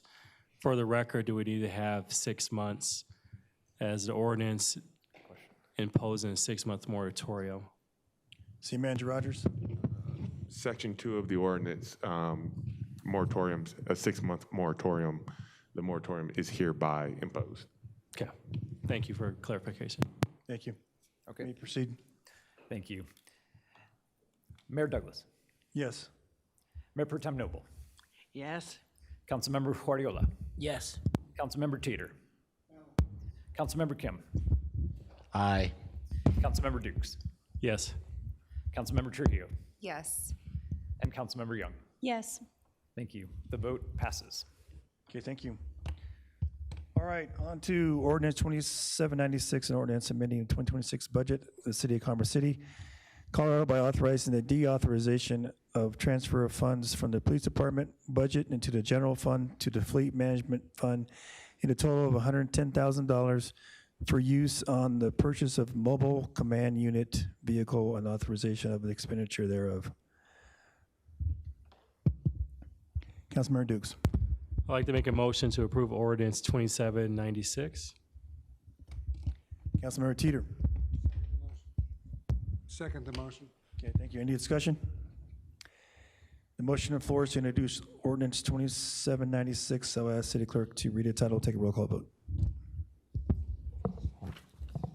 Thank you, Mayor. Ordinance 2796, an ordinance amending the 2026 budget of the City of Commerce City, Colorado by authorizing the deappropriation and transfer of funds from the police department budget in the general fund to the fleet management fund in the total amount of $110,000 for use on the purchase of a mobile command unit vehicle and the authorization of the expenditure thereof. Okay. Let me take the vote real quick, Mayor. All right. Councilmember Young. Yes. Councilmember Dukes. Yes. Councilmember Trujillo. Absolutely, yes. Councilmember Kim. Concur. Mayor Pro Tem Noble. Yes. Councilmember Teeter. Yes. Mayor Douglas. Yes. And Councilmember Guardiola. Yes. The motion is approved. Nobody ever calls on me first, ever. I shake up the order. Never. Yeah, no, it's a good practice to shake up the voting order when doing a voice vote like that, so. Aw. All right, next one, ordinance 2800, an ordinance amending the 2026 budget of the City of Commerce City by appropriating unencumbered fund balance in the general fund in the amount of $27,990 for the use of council conference registration, travel allowance expenditures, and the authorization of expenditure thereof. Do any council members have questions? Seeing none, I need a motion and a second to introduce this item. Councilmember Young. I make a motion. Councilmember Trujillo. Second, yes. Councilmember Dunk, did you want me to, I'm sorry, Councilmember Trujillo, did you want me to read? No, I heard. Thank Okay. you. I second. All right, thank you. Thanks. All right, the motion on the floor is to introduce ordinance 2800. City Clerk, please read the title, take a roll call vote. Certainly, Mayor. Ordinance 2800, an ordinance amending the 2026 budget of the City of Commerce City, Colorado by appropriating unencumbered fund balance in the general fund in the amount of $27,990 for use on council conference registration and travel allowance expenditures and the authorization of the expenditure thereof. Councilmember Horiola. Yes. Yes. That's a yes. Mayor Pro Tem Noble. Yes. Councilmember Kim. Yes. Councilmember Dukes. Yes. Councilmember Trujillo. Yes. Mayor Douglas. Yes. Councilmember Young. Yes. Councilmember Teeter. Yes. The vote is approved. Thank you. He's doing this in random orders to make sure we're listening. Yeah, no, it's true. It worked. Not yet. All right, the time is 10:13 PM. The scene no further business, meeting is adjourned.